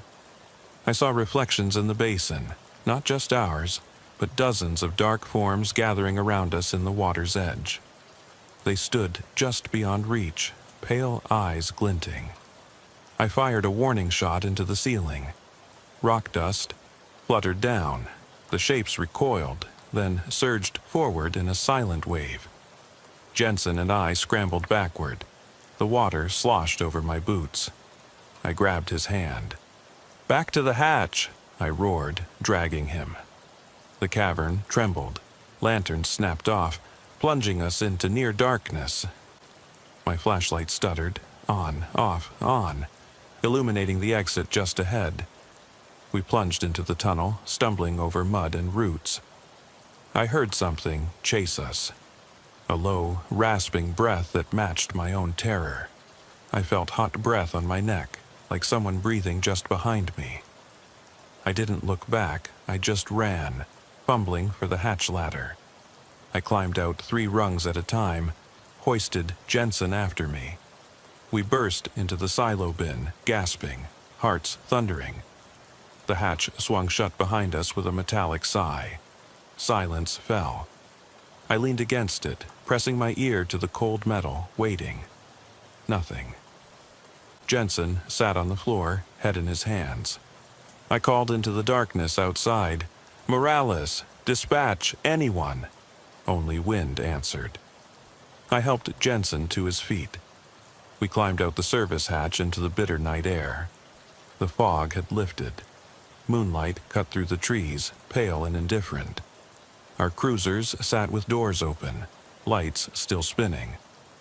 Officers flooded around, flashlights sweeping the silo's exterior. Morales burst through the trees, rifle raised, voice shaking. "I thought I heard you call." She stopped when she saw us. Thank God. I steadied Jensen against the cruiser, checking him for wounds. He shook his head. No cuts, just terror. I looked back at the silo. Silent, empty, impossible. The official report later called it a cave-in or gas pocket. They said my story was stress-induced, that I'd misread shadows. But they never explained the print on the hatch. Double that time, deeper, and the voices on the radio calling my name in a whisper. We never went back. The entrance was welded shut, the silo condemned. But sometimes I drive by when I'm on another call, night thick around me, and I swear I see a pale glow behind the corroded doors. I slow down, fingers tightening on the wheel. My radio hisses to life, then dies. Static, and a faint voice saying, "Marcus." I grip the wheel so hard my knuckles turn white, and I know it's not over. I climbed back into my cruiser before dawn's first gray light had a chance to bleed into the sky. My hands were still trembling. Blood and mud crusted under my nails, but I forced myself to focus. Jensen sat in the passenger seat, eyes fixed on the dash, breathing shallow and uneven. Morales climbed into the back, her rifle barrel still dripping from the tunnel's muck. We didn't speak. No one knew what to say.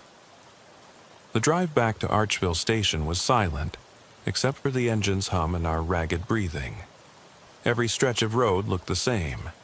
Dark pines, empty fields, the occasional farmhouse with curtains drawn tight. I kept glancing in the rearview mirror, half expecting to see something standing in the back seat where Morales had been. But there was only darkness. When we pulled into the lot, our lights painted the brick facade of the station in harsh relief. Inside, the fluorescent bulbs felt like they were burning right through me. Dispatchers glanced up, surprise flickering in their eyes when they saw us. I cut the engine and climbed out, leaving Jensen slumped over the wheel, and Morales slowly crawling from the back. The deputy at the front desk looked at our uniforms, then at the mud and blood spatter on our coats. "What the hell happened out there?" he asked, voice low and tense. "No easy way to explain," I said, my voice flat, distant. "Gather the shift. I want a full briefing in 20 minutes. He nodded, pale. Jensen and Morales followed me down the hallway to the briefing room, boots echoing against the linoleum floor. I shut the door, turned on the projector out of habit. One more piece of routine in a night that had shredded every one of them. The overhead projector whirred, greenish light pooling on the wall. I clicked my pen against my palm, fighting to steady my voice. "We went back to the Ridge silo after I reported the break-in," I began. "I saw prints on the hatch. We found a seam in the plating and followed it down into a tunnel. Morales went up. She's safe, but shaken. Jensen and I went deeper." I paused, scanning their faces. Detectives Bram and Lucy, patrol sergeants Carver and Mills, and a handful of patrol officers who'd volunteered for the search. Their eyes were wide, bodies leaning forward, as if I could project the images through my words. In the cavern, we found lanterns hanging from unseen hooks. Jensen and I saw something, shapes moving between the shadows. Then the ground trembled, and a wave of forms rose from the pool at our feet. We ran. The hatch sealed behind us. We climbed out. Morales got separated for a moment. She heard her name on the radio, went back to answer, then nearly dropped her rifle into a chasm we didn't even see. My voice cracked. "We're lucky to be alive." Carver rubbed his chin. "But what are these shapes? Ghosts? Animals? Some kind of cave creatures?" He looked from me to Jensen and back. "We need evidence." Mills swallowed. "We did a perimeter sweep. There's no cave entrance outside. The hatch is sealed. Satellite images don't show a collapse. Geologic surveys say there's no limestone to carve out a cavern like that." I leaned against the table, shoulders heavy. "I've been back to the site," I said quietly. "Sometimes at night, when I drive by on other calls, I swear I see lights behind the metal walls, and my radio, static, then someone whispering my name. I'm not sure what I saw in that cavern, but it wasn't human. Something moves there, and it calls us." Lucy swallowed. "You want us to mount another expedition?" I shook my head. We seal it. We pretend it never existed. We log it as a dangerous structural hazard." I looked at each of them in turn. "Because if what's down there ever comes out, it's going to be far worse than flash floods or collapsed beams. We bury it, literally." I tapped the map tacked to the wall, the silo circled in red marker. "We pour concrete into every hatch, weld the doors shut. We restrict access. We install cameras facing away. We act like nothing happened out there except a routine alarm malfunction." Detective Bram spoke up. "We still have Morales' rifle there, and Jensen's radio, and that other flashlight. We need to collect the items." "No," I cut in. "Leave them. Whatever took them will reclaim them eventually. If we remove them, it will only draw whatever it is back. Leave the cave sealed, leave the silo condemned, and leave it alone." Silence filled the room. I let it hang, then clicked off the projector. The green glow died, and half-shadows pooled in the corners. "Report it as an electrical fault, an unstable foundation danger, whatever. But no more trips. Understood?" Heads nodded slowly. The room emptied as officers muttered among themselves, heavy with dread. I lingered in the doorway, eyes on the map, heart pounding. I could almost feel the cavern breathing beneath the earth, the rhythmic pulse echoing through the ground. I didn't sleep that day. Instead, I drove back out after my shift ended, before the rumors could replace the truth. The silo sat under a sunburnt sky, metal body rust red, spires of pipe jutting against the pale blue. I parked 10 yards off, behind a stand of pines, and kept the engine running. My bloodhound, Duke, sat beside me in the seat, nose twitching at scents I couldn't name. I wanted confirmation that the hatch was still sealed, that no one had heard what we heard. I slipped out, boots softening in pine needles, and approached the silo. No lights, no movement. The caretaker's shack was boarded up, windows crossed in rough planks.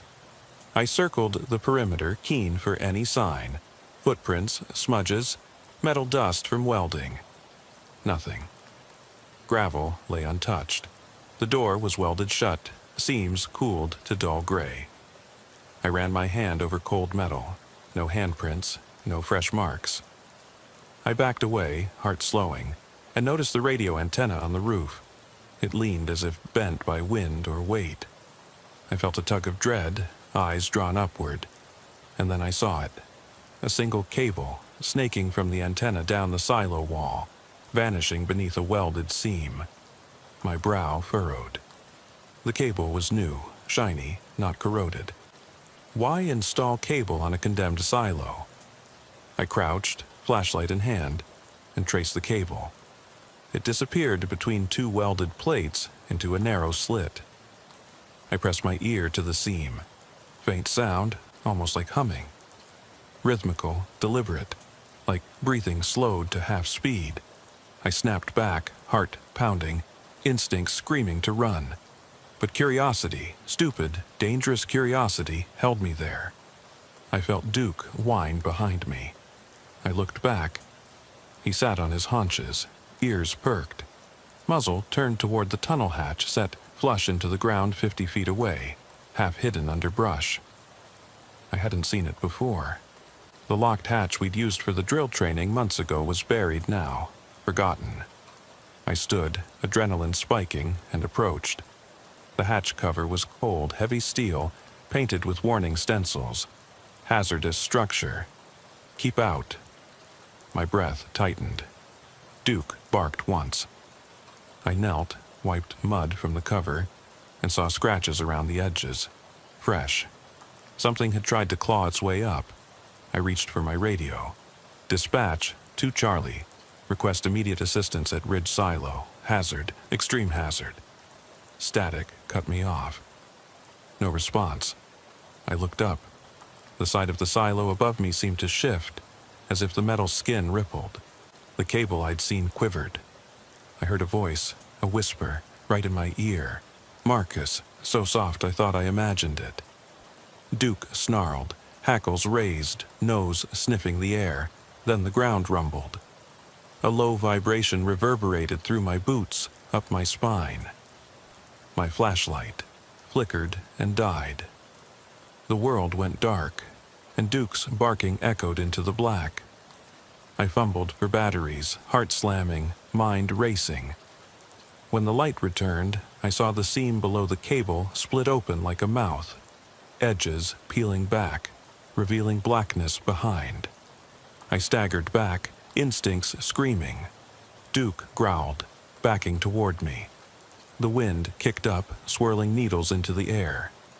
From the darkness beyond the hatch, something exhaled, a gust of hot, fetid air that smelled of iron and rot. Duke yelped and lunged forward, teeth bared, but the hatch yawned wider. A shape emerged, one figure, then another, slender, pale silhouettes with two long limbs and heads cocked as if listening. I stumbled, tripped, and crashed onto the gravel, radio skittering away. I scrambled back, pulling out my weapon. The silhouettes advanced, stepping into the moonlight.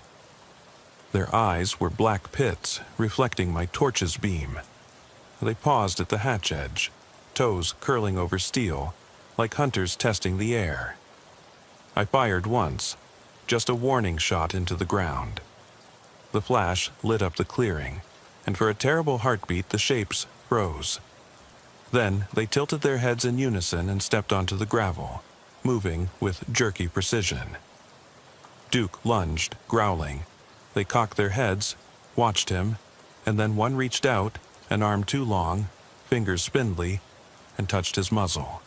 He yelped, whipped around, and fled, disappearing into the pines. I scrambled to my feet, chest heaving. The silhouettes advanced one slow step at a time. The concrete poured long ago lay cracked beneath their feet. Metal ladders melted into the seam. The wind flattened my hair, and I felt it then, beneath my boots, through the soles, a vibration, a pulse, like a heartbeat coming from deep underground. I raised the weapon. "Get back! Get back!" my voice echoed. But they didn't move. They just watched me, heads tilted, eyes unblinking. My bullet casing spat onto the gravel as I emptied my clip, each shot dull and futile. The shapes absorbed the noise, unfazed, and tilted their heads wider, like curious beasts. I swallowed bile, eyes stinging. I didn't have another round. I turned and ran, past the caretaker's shack, past the trees where Duke vanished, toward my cruiser. My legs burned, lungs on fire. Gravel blew behind me. I reached the driver's door, yanked it open, and dove inside. I slammed it shut, locked it, and shoved the key into the ignition. Sirens wailed in the distance. Backup finally coming. I peeled away down the gravel drive, headlights carving arcs through the night. In my rearview mirror, I saw them. 3 silhouettes standing at the silo hatch, watching me go. Their heads tilted, shadows stretching long and thin across the ground. I kept driving until the trees thinned and the lights of Archville came into view. I radioed in, voice hollow. "Dispatch, code red, silo, compromised, mortars and fire teams, request immediate orders." Static answered me. Then the whisper. "Marcus, don't leave." I slammed the radio off. The road stretched ahead, dark and empty, and I realized there was nowhere left to run. The shapes were loose now, slipping beyond the hatch, beyond the boundaries we'd tried to impose. They were out, and they were waiting, and every lonely back road, every silent farm lane, every condemned silo might be the next place they emerged. I drove on, but I knew the truth. You can't bury something that's already crawling free. The night was theirs now, and they knew my name. I didn't sleep that night. I sat in the driver's seat of my cruiser in the station parking lot, engine idling, lights off, staring straight ahead at the dark silhouette of the precinct building. Jensen was inside filing his report. Morales was at home, shaken, while I waited for orders that I knew would never come. My radio lay dead beside me. The plastic case cracked where I'd slammed it against the dash. I rubbed my temples and tried to make sense of what had happened. 3 sets of eyes, not human, standing in the gravel outside the silo. My name on their lips. Even now, I could hear them whisper it. At 3:17 a.m., the phone on the console buzzed. I picked it up with a hand that trembled so badly I had to clamp my other hand over it. "Deputy Hayes," I said. The voice at the other end was cold and clipped. "Captain Ward, my commanding officer. Report to briefing room in 30 minutes. Bring logs, statements, everything you've got, and Deputy Morales will join you." "Sir," I said, swallowing. "You want my full statement?" "Just get here," he said, then hung up without another word. The line clicked dead. I exhaled, shoved the phone back down, and killed the engine. I sat there for a long moment, waiting for the sun to rise, waiting for dawn to chase away monsters. But dawn felt farther away than ever. The briefing room's fluorescent lights buzzed like an insect nest. Captain Ward stood at the head of the table, arms crossed. Advertisements for promotional exams and community outreach posters littered the walls, but they meant nothing in that moment. Morales sat to my right, pale but composed, pen hovering over her notebook.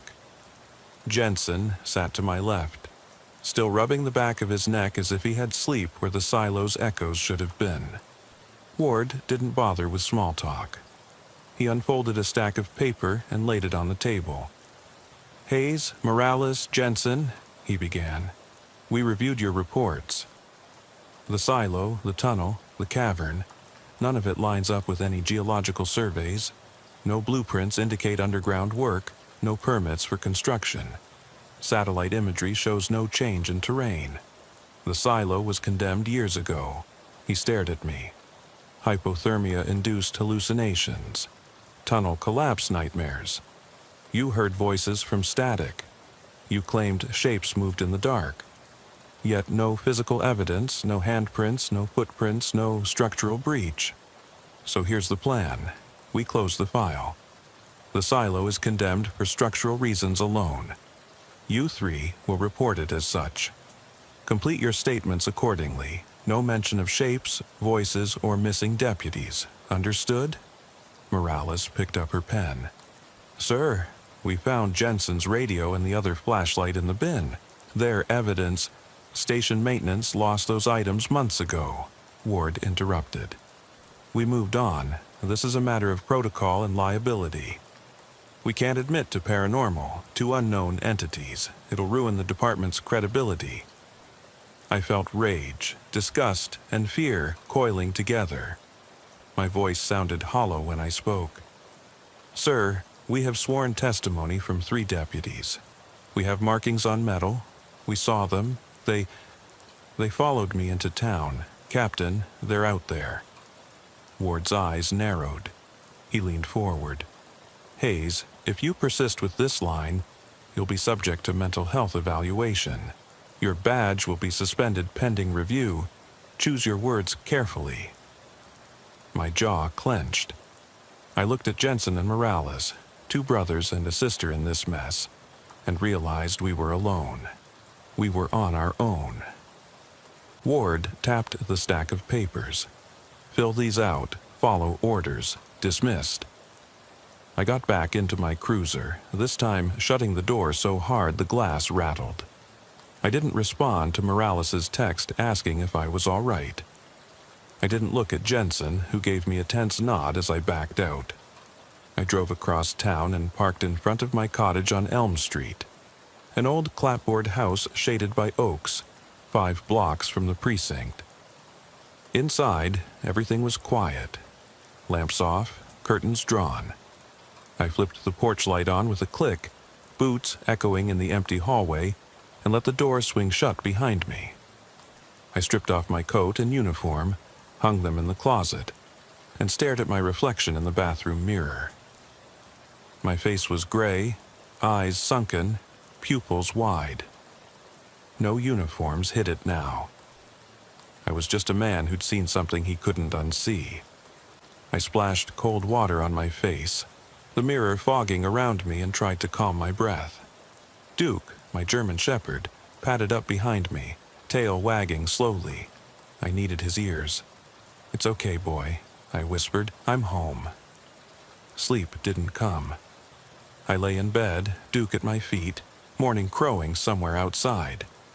I stared at the ceiling, at the beam splitting it, and listened for the telling signs.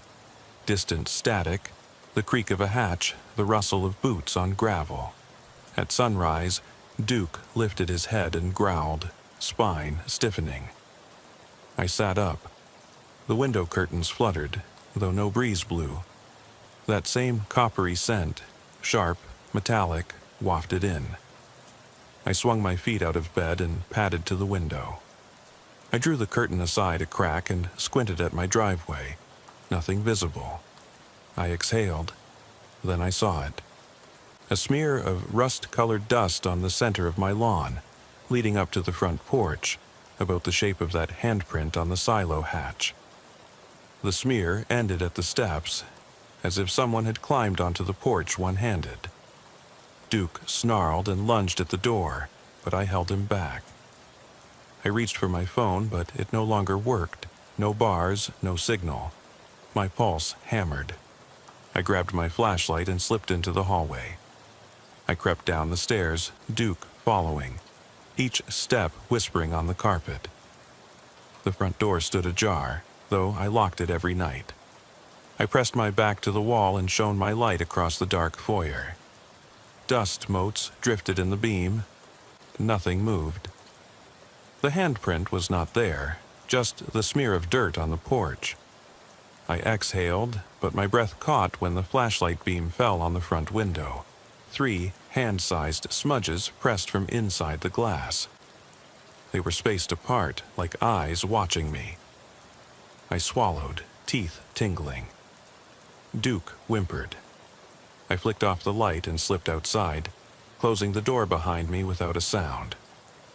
The hand smears were less visible from the outside, but I could see where someone, or something, had pressed against the glass. I urged Duke to follow, backing down the steps. My phone lay at the bottom, screen shattered, static crackling faintly through the broken speakers. I picked it up. A single text message. Marcus. No sender ID.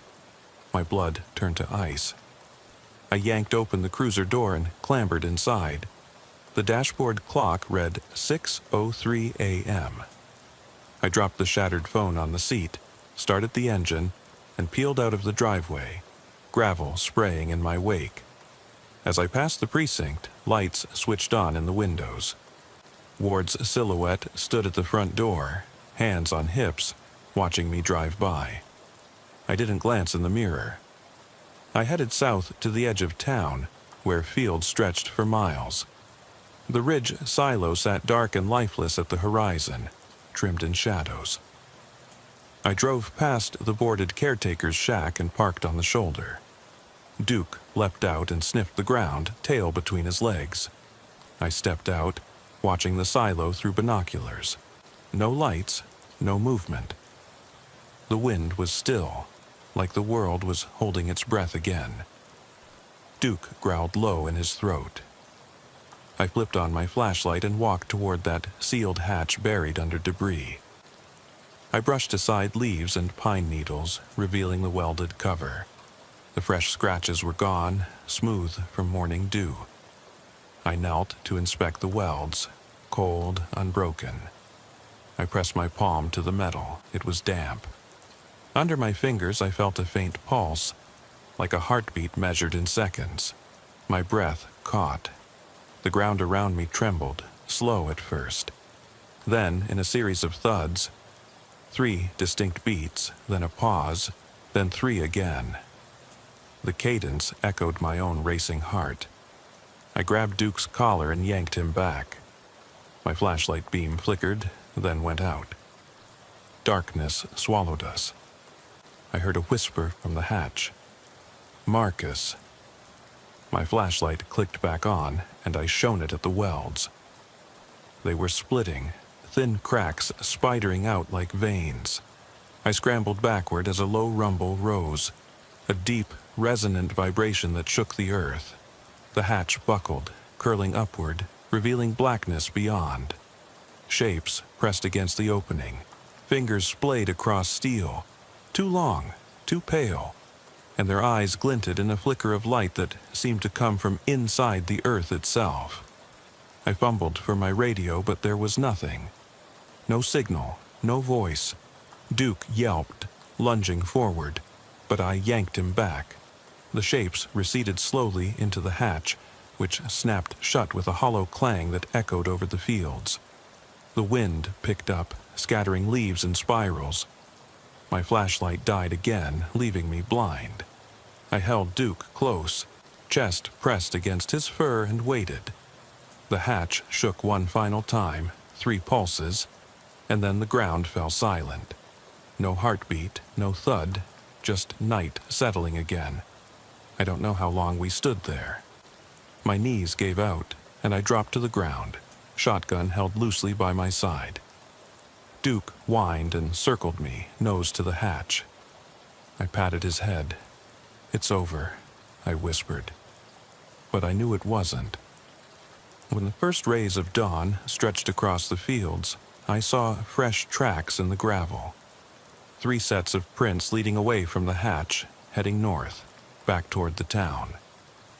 I stared after them, heart hammering. The prints faded into the woods, into places no road led, and yet they were there. I slung my shotgun over my shoulder, hoisted Duke's leash, and turned back toward home. The shapes had texted my phone. They had found the hatch, broken their chains, and now they were walking free in Archville County. I realized then that this wasn't about sealing tunnels or covering up reports. It was about warning anyone who'd listen that something walked the night, knew my name, and was coming for everyone in its path. But by the time I reached my cruiser, the tracks were gone. The hatch was sealed, as if never disturbed, and in my pocket, my phone buzzed with a new message. See you soon. I swallowed hard, Duke at my side, and drove north into the gathering light, knowing that nothing could hide me now, and that whatever they were already here. I woke before sunrise, sleep having fled me sometime around 2 a.m. I sat at my kitchen table, Duke curled at my feet, the coffee pot humming in the corner. My phone, now patched and working again, inexplicably, lay on the table, screen bright with a single unread message. See you soon. I stared at it, heart drumming like a shot in the dark. My uniform lay on the living room couch, ready for the day, a habit I'd never shake.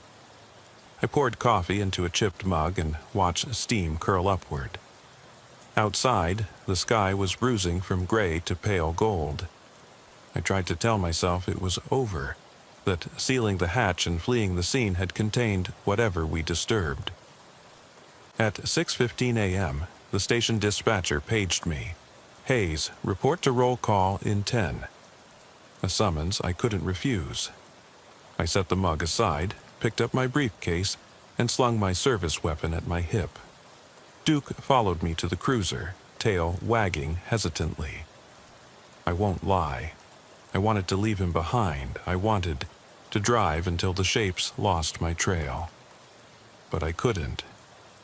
I closed the door, handed him off to my neighbor on duty, and climbed in.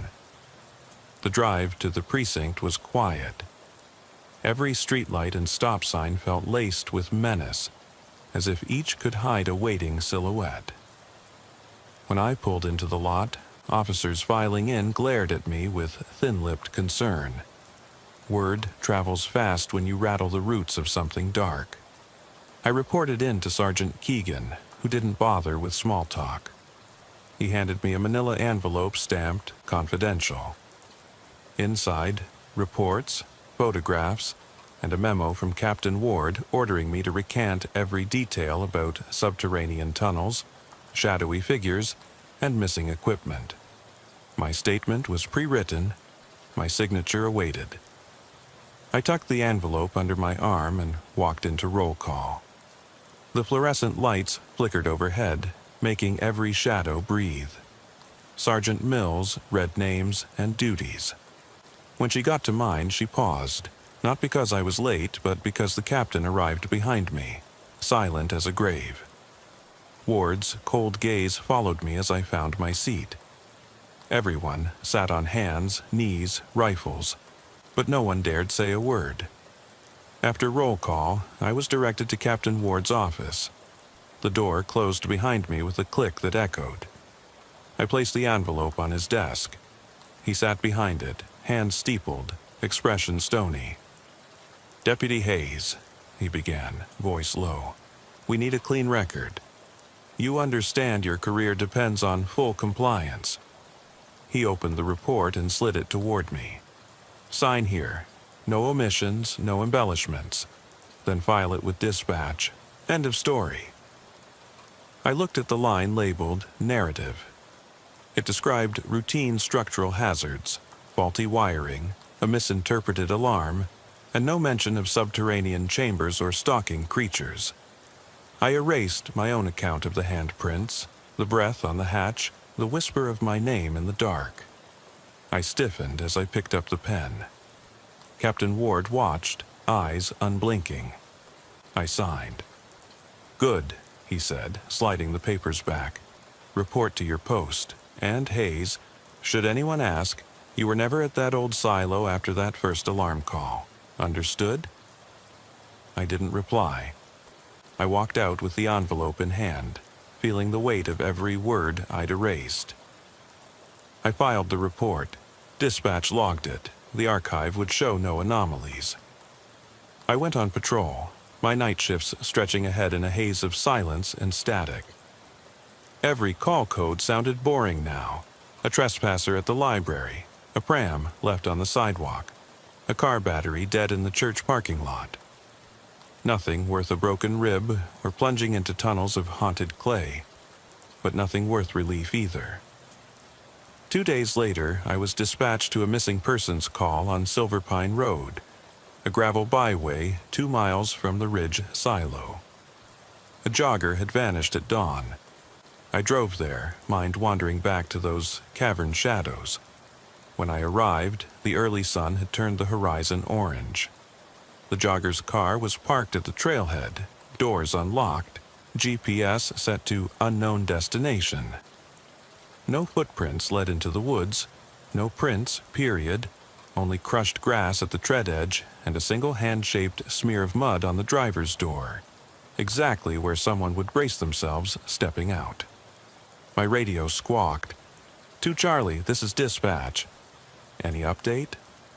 I stared at the smear. My thumb hovered. "Hold on," I said, voice shaking. I clicked off my mic. I lifted my flashlight and held it near the smear. The dried mud cracked like a scab. I swallowed. The smear took the shape of a hand. Fingers splayed unnaturally long. Cold prickle in my spine told me this wasn't random. This was an invitation. I backed away.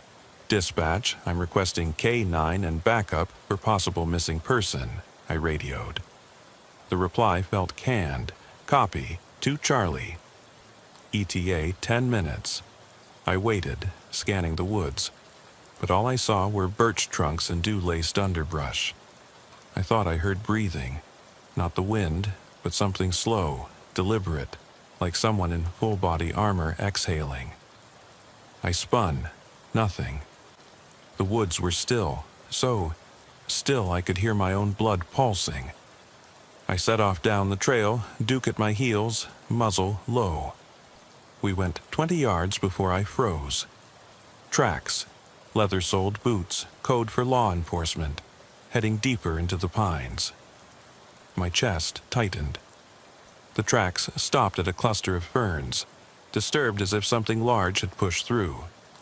I swept my flashlight. Nothing but fern fronds, sodden and clinging together in dark clumps, and no footprints beyond. My radio crackled. "To Charlie, update?" I clicked the mic. "Dispatch, find anything?" Static answered. Just static. Then a whisper. "Marcus."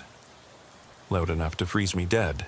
It came from the fern cluster, that thick wave of moisture behind the leaves. My teeth rattled. Duke whined, hair on his back bristling. I aimed my light there, beam flicking across dripping fronds. Nothing moved, but I felt eyes on me, right through the foliage. "Marcus." Again, closer this time and layered, our voices echoing in reverse, garbled, taunting. I forced myself forward. The call of duty overrode terror. I parted the ferns. There, pressed into the mud, not a smear, but a set of footprints. 3 distinct imprints. The jogger's sneakers, Duke's paw prints, and another set, too large and too wide for me, bridging the two. I knelt, pressed my palm to the ground. It vibrated. I slapped at my radio. "Dispatch, this is to Charlie." A bullet of static and then cut dead. No response. I felt the ground shift like it breathed. I scrambled to my feet, heart slamming. Duke growled and bolted back toward the cruiser, dragging me behind him. I leapt in, slammed the door, locked it, and shoved the key in the ignition. The engine coughed to life, and I peeled out of the lot, tires spinning mud. As I crossed the small bridge over Silver Pine Creek, I saw them in my rearview mirror. 3 silhouettes standing at the trailhead, watching. Heads cocked, long limbs straight as struts, fingers curled around the shadows like vines.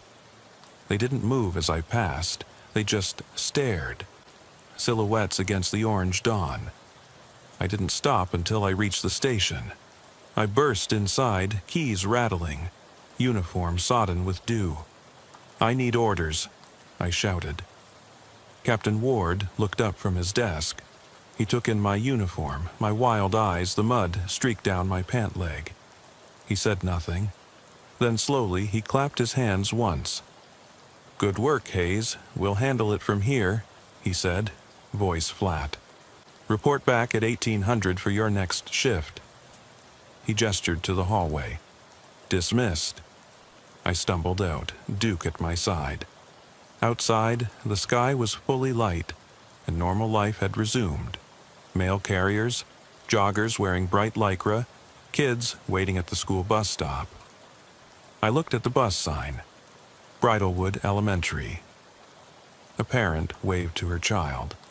The world didn't notice the three shapes that melted back into the trees behind them. At home, my phone buzzed again. A new message. "You can't hide. No number, no signature." My blood turned to ice. I dropped the phone. The screen cracked on the tile floor, and out of the fragments glowed those three words. I scooped up Duke, raced to my door, locked it, and checked every bolt. I gathered my flashlight and service weapon. I called in sick for my next shift. "Family emergency," I said. "Won't be able to make it." No one questioned why I'd call sick 2 days in a row. Now, I sit at my kitchen table again, Duke at my feet, watching the woods beyond my yard. The shapes are out there, just beyond sight, and they know my name. My part-time therapist says I'm under severe stress and recommends medication. I tried to take the pill this morning, but when I lifted the bottle, it shook, and the pills rattled, sounding like distant footsteps in a hollow. I dropped the bottle, glass shattering on the tile. The fragments gleamed under the overhead light, sharp and indifferent. I backed away. Dawn filters through drawn curtains, but it doesn't reach the corners of this house. The coffee pot sits empty. Outside, the world wakes around me, oblivious. I have nowhere else to go. Whoever, or whatever, these shapes are, they're free and hungry. And now, they're coming. My phone buzzes again. I don't look. I can guess what it will say. "I'm closer than you think." I clutch my flashlight like a lifeline. Duke whines, and I know this is it. The calm before the storm. The shapes will break through my door at any moment, stepping into the light, whispering my name. And when they do, no department, no captain's orders, no sealed hatches will keep them at bay. Because they're already here. I'm Deputy Ethan Hayes, and tonight the world feels hollow. I rolled onto County Road 17 just after midnight, the storm from earlier still clinging to every branch and ditch. My headlights cut a narrow tunnel through the fog, and each bounce of the beam on slick pavement sent droplets flaring like ghostly sparks. My cruiser's engine idled against the hush. I let it sit a moment, listening. Rain tapping the roof, my own breath shallow behind the wheel, and the ache of 12 years of night shifts settling in my bones. Dispatch had flagged the call as interference at Cedar Peak Fire Tower, that old relic that hasn't been in proper use for decades. I knew the route. A gravel turnout off the main road, then a switchback access trail that climbs 3 miles of pine and spruce. It wasn't routine, but neither was it unheard of. I eased the cruiser into 4-wheel drive and edged forward. The gravel skittered under the tires, a crackling drumbeat that echoed off the low ridge walls. Every rock shift made me tighten my grip on the wheel. I stared out the windshield, half expecting a deer or a stray cow. Instead, I got nothing but shadows. Halfway up, the rain let up to a steady drizzle. My windshield wipers thumped in a lazy rhythm, leaving stripes of wet glass I couldn't see through. I killed the wipers to better hear the radio. Static crackled in. The cab before dispatch came back on channel. Voice clipped. "Hayes, are you receiving? Let me know what you see at the base." I answered. "Copy dispatch." I'm roughly a half mile from the turnout. Visibility's low, towers not in sight yet. Static swallowed the rest of the transmission. I slid the cruiser into park and stepped out. Gravel shifted under my boots, each step sending echoes into the darkness. I hooked my flashlight to my belt and pulled on a pair of leather gloves. Rainwater pooled at my ankles. The cold seeped under my uniform shirt, crawling across my shoulders. I thumbed my radio and called dispatch again, but only Static answered. I shook the mic, and a burst of static spat back, then silence. The trailhead was marked by a faded sign nailed crooked to a rotting post. Cedar Peak Fire Tower. The letters were ghost white against chipped black paint. Beyond that, the road became uneven dirt riddled with deep ruts. I climbed into the driver's seat and started the engine. The moment I pulled away, the radio cut in with a low hum, like someone tuning an old radio dial. I felt my pulse quicken. I rolled down my window an inch, bracing against the wind. A faint voice whispered behind the hum, so low I thought it was my imagination. I killed the engine again. "Dispatch," I said, voice low. "I'm hearing something on the line." Sounds like a voice. I clicked the PTT switch and held it, but only heard the hiss of static, then a single syllable. "Hayes." My heart slammed against my ribs. I looked around the dark tree line. There was no one near. No footprints, no glow of a flashlight in the woods. Nothing but the soft patter of rain and the echo of that single word. I eased forward again, careful not to flood the gravel turnout. The beam of my headlights crossed tall tree trunks and, after a curve, picked up the tower's silhouette, a rusted skeleton of metal lattice disappearing into the low clouds. I killed the engine, and the silence returned, so heavy I could taste it. I stepped out and felt every pinprick of rain.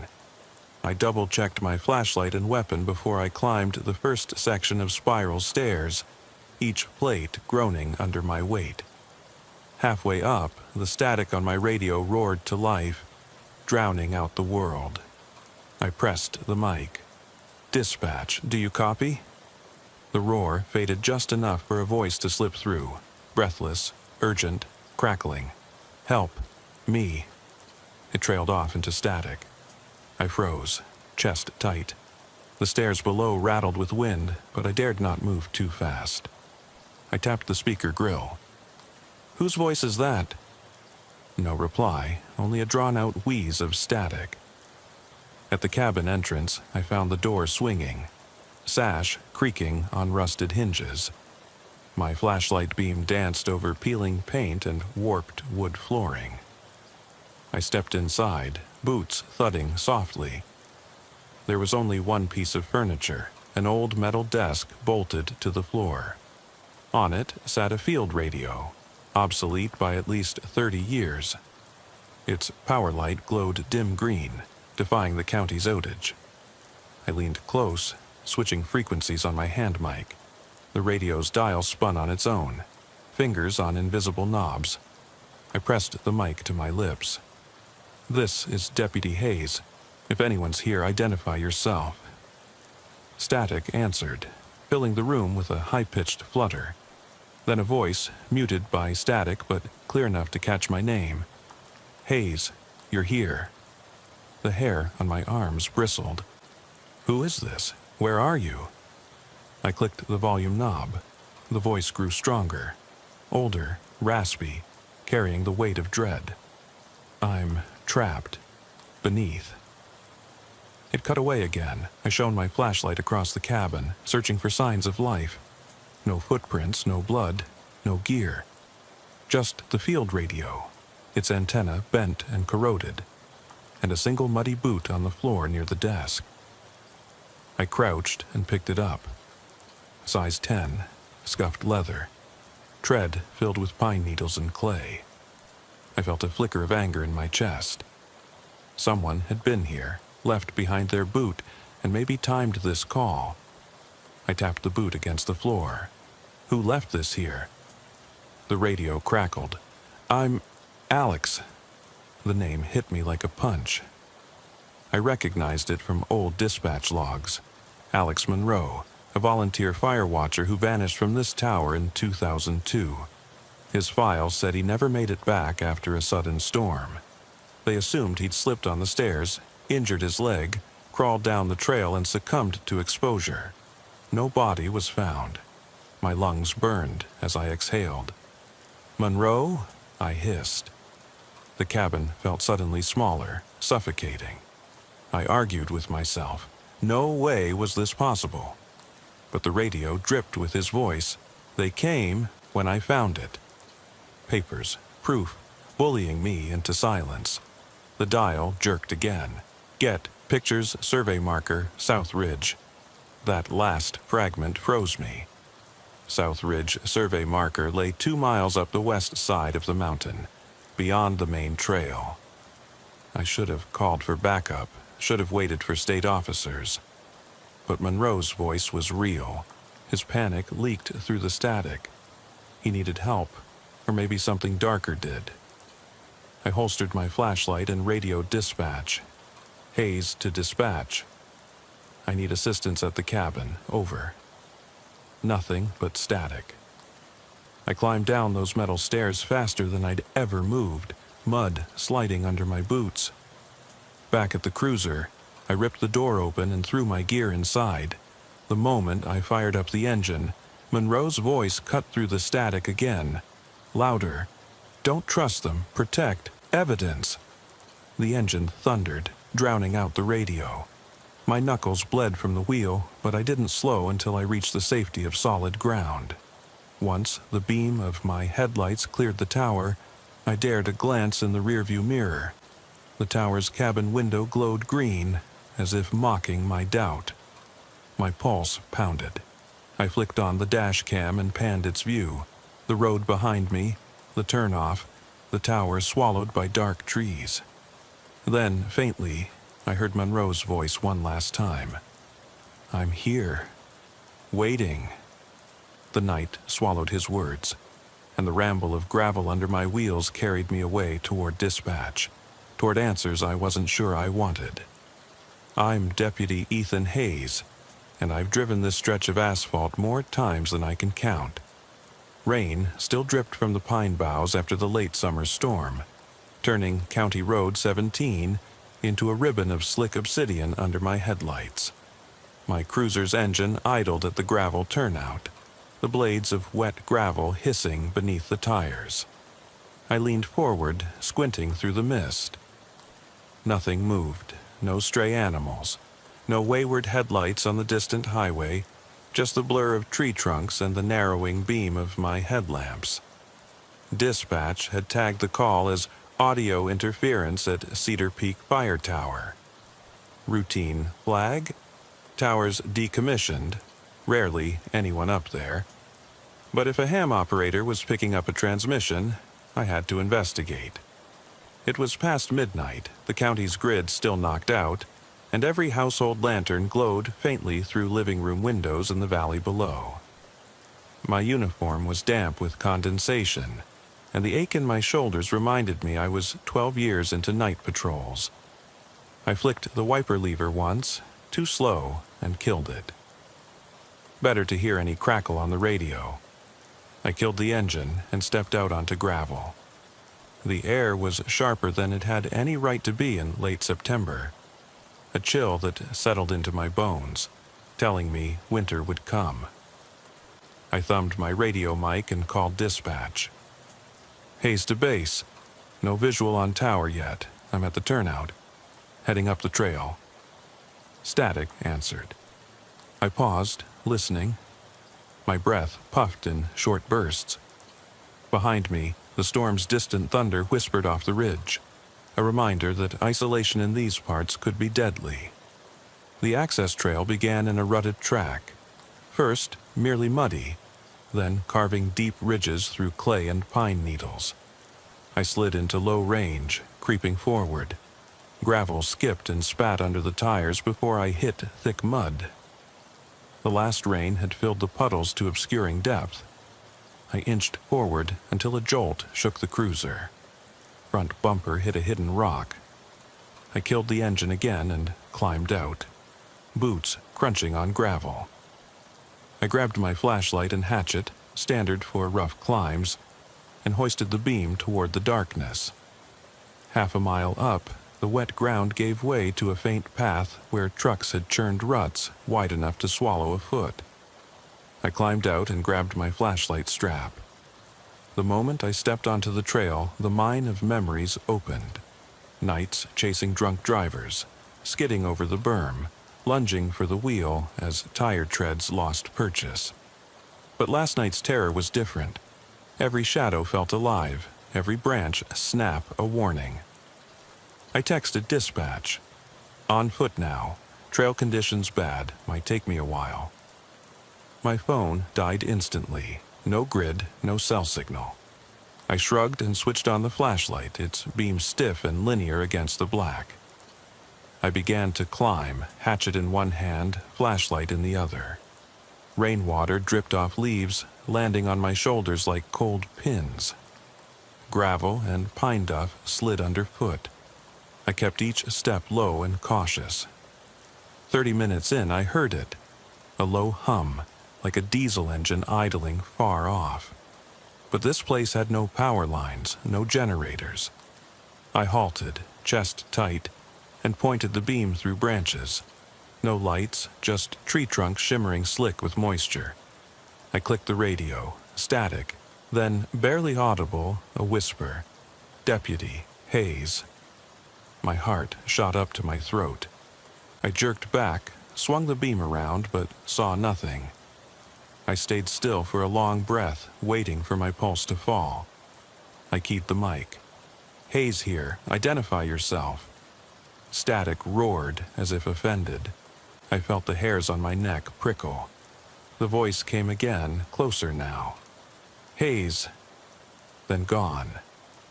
I swallowed hard and pressed on, clenching my teeth. At the switchback, I paused to rest. My calf muscles burned, and my chest heaved like I'd run. The tower should be just ahead, beyond a rise. I wiped sweat from my forehead despite the cold. My flashlight illuminated wet bark and tangled underbrush. The path leveled off, and I broke into a clearer glade. Bracken ferns brushed against my knees. Ahead, a tall metal crossbeam formed the entrance to the spiral staircase. Rust bloomed along every weld. I climbed the stairs 2 at a time, metal shrieking under my boots. Every squeal echoed up the shaft, mixing with the moan of wind through the trees below. Rainwater formed rivulets along the stair treads. My flashlight's beam bobbed over each ridge. I paused halfway up, panting, and hit the PTT switch. Hayes to dispatch. I'm at the mid-level. Still no signs of any. A flicker through the static interrupted me, like an electric gasp. Below. The single word cut in as if someone had stolen the air from my lungs. Who below? I demanded.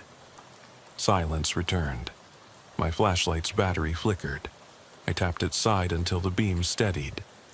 Above me, the cabin door was a dark slit against blurring clouds. I climbed the last flights, boots scraping. Then I stood at the entrance, heart pounding. A sickly glow leaked from the window seams. The old field radio inside was powered, its green light pulsing softly in the storm-dark cabin. I stepped inside. The smell of mildew and rust was thick, and the floorboards creaked under my weight. My flashlight caught the desk. A metal field radio, dials spinning as if possessed. No one else in sight. I drew my weapon and rested a finger on the trigger guard. The pulse of rain on the roof sounded distant now. My radio, still clipped to my belt, let out a burst of static. I knelt by the desk and reached out, fingertips grazing the radio's surface. The dials stilled. I keyed my mic. "Hayes here. If you're in there, speak up." Static answered.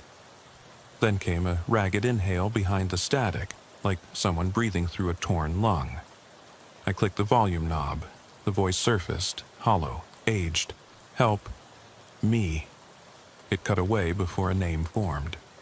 I held my breath. "Who is this?" The static throbbed, then, one word, clear. "Monroe?" My wristwatch read 1:17 a.m. Alex Monroe vanished from this tower in 2002. They'd assumed he'd slipped, broken his leg, and died trying to walk out. No body ever found. My hand trembled around the weapon. "Alex Monroe?" I whispered. The radio crackled, and his voice returned, sharpened with panic. "They're using it, covering it up. Timber harvest, off-limits zone. I recorded it all." His tone broke, fear riding each word. My mind raced. Reports of illegal logging in protected forest had drifted through dispatch months ago. Rumors, nothing solid. Monroe's voice seemed tethered to eternity, as if every night he broadcast into the storm, praying someone would come. I swung the flashlight around the cabin. No boots, no tools, just Monroe's voice, and that boot on the floor, size 10, muddy as fresh clay. I slid the boot toward the radio. The desk lamp flickered. Rain hammered the roof. I keyed my mic again. "Deputy Hayes, I believe you. Tell me where to go." Static roiled like angry bees. Then Monroe's voice, nearer, desperate. "South Ridge survey marker. Dig there. Proof." The radio went dead, the green glow extinguished. The cabin plunged into darkness. I forced my legs to move, descending the stairs backward, eyes on the rail. Each step was a plea to gravity. Outside, the wind whipped through pines, carrying the scent of moss and wet earth. I staggered to my cruiser, loaded my gear without another thought, and pointed the headlights downhill. As the engine roared to life, I heard one last crackle in the radio. "Hurry! They'll come for you." Then, silence. I tore down the trail toward South Ridge.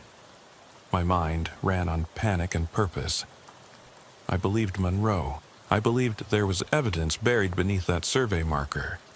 And I knew, deep in my gut, that I was alone against something much larger than a missing man on a misty mountain. Something I could feel watching me from every shadow, waiting for me to fail. I tore through the underbrush toward South Ridge, my boots cutting through wet ferns, my breath ragged in the cold night air. The moon had slipped behind storm clouds, and every step echoed in the darkness, as if betrayal itself were following close behind. I held the pack containing Monroe's box tight against my chest, feeling its weight, papers, photos, the leech-thick mud still caked to the corner of the lid. My flashlight bobbed ahead of me, its beam trembling over roots and rocks. I kept expecting headlights or the drone of a motor, but the forest was unnervingly still. Only the drip of rain falling from leaf tips and the rhythmic thump of my own heart filled the silence.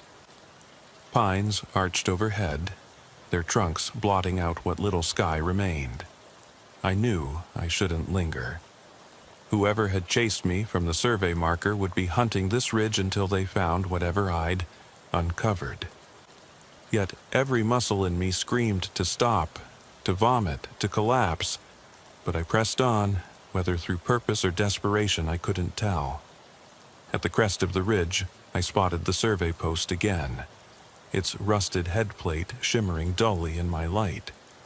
I dropped to my knees and wedged my trowel into the clay, scraping rapidly until the hole I'd filled earlier yawned open. The old metal box lay half buried. I yanked it free, tossed the loose earth aside, and slid the lid open. The Polaroids glowed under my beam.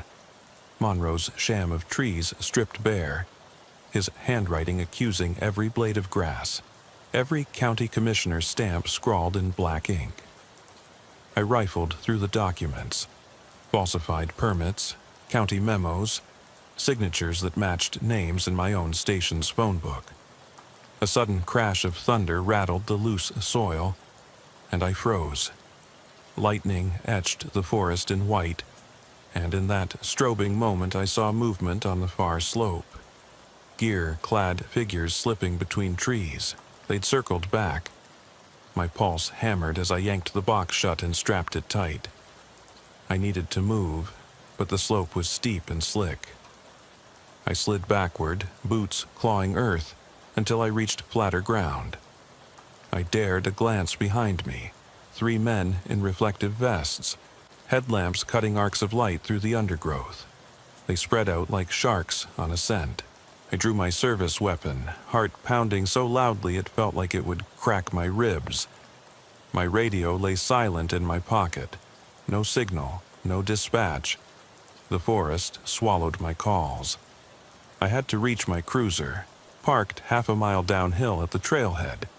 I turned and sprinted, branches whipping my face, torn gloves cutting into my palms. Every 100 feet felt like a mile as I barreled down the ridge. My leg caught on a root, and I crashed forward, jarred by the impact. The box skidded from my pack, but I dove after it, rolling and snatching it up before it clanged against a rock. Pain shot through my shoulder as I pushed to my feet. Blood throbbed in my palm where the trowel had nicked me. I hissed and bandaged it with a torn strip of shirt. No time for tenderness.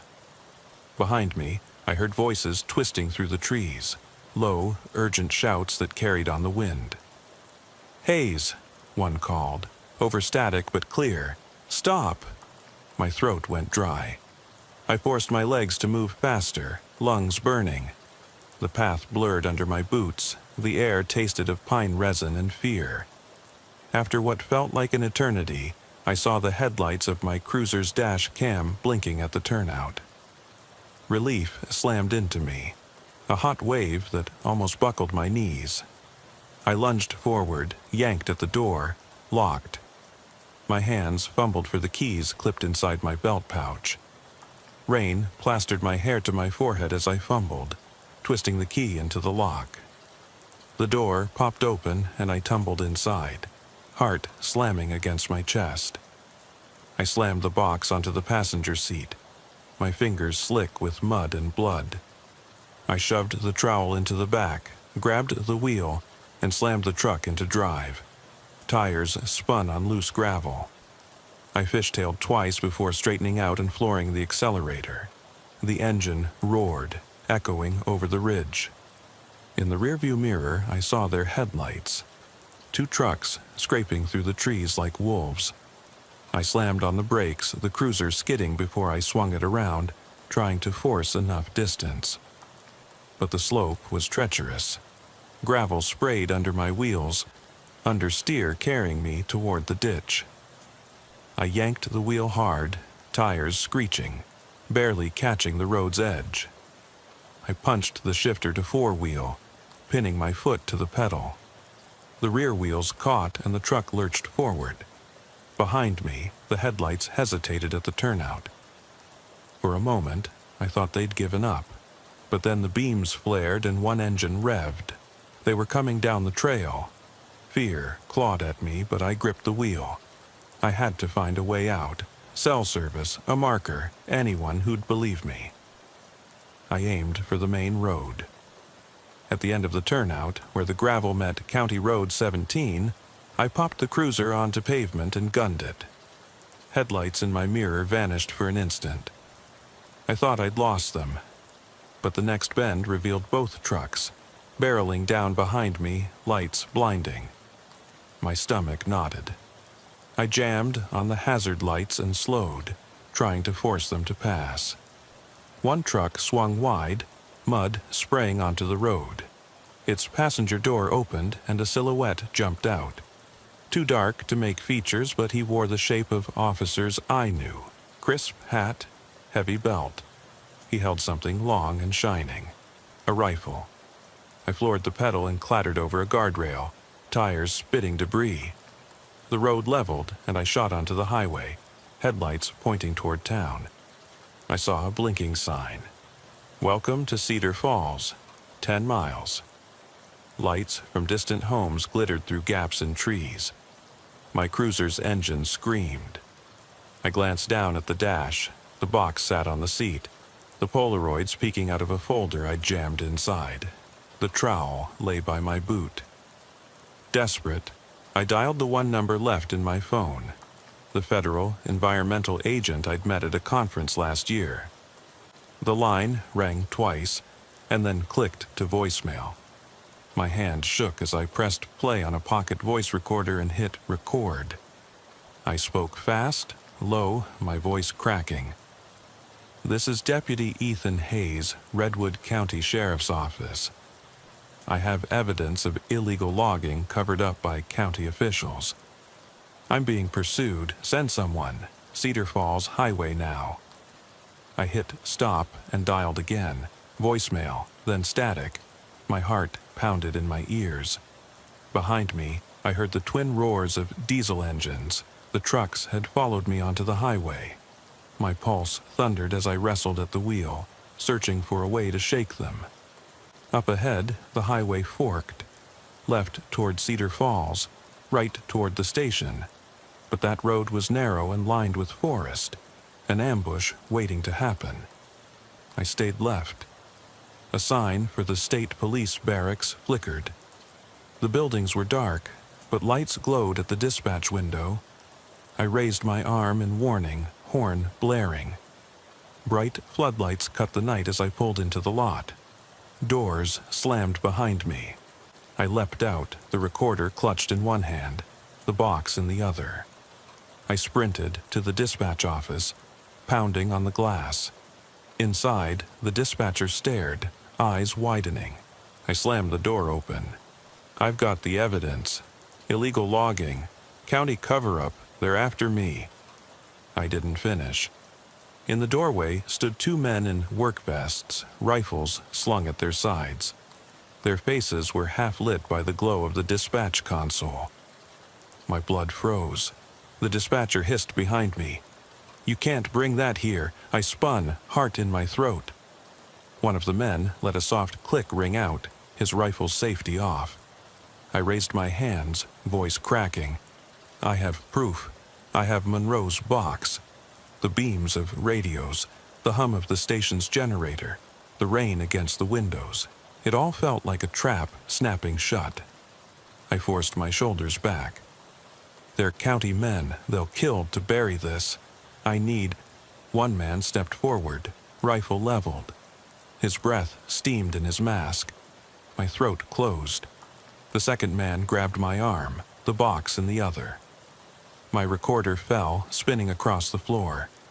I felt handcuffs snap around my wrist. The dispatcher shrank behind a desk. I heard the echo of Monroe's voice in my head. "They're watching. Don't trust." My world tilted. I was the one they'd set up. The rain drummed on the roof. The floodlights cut through the dark.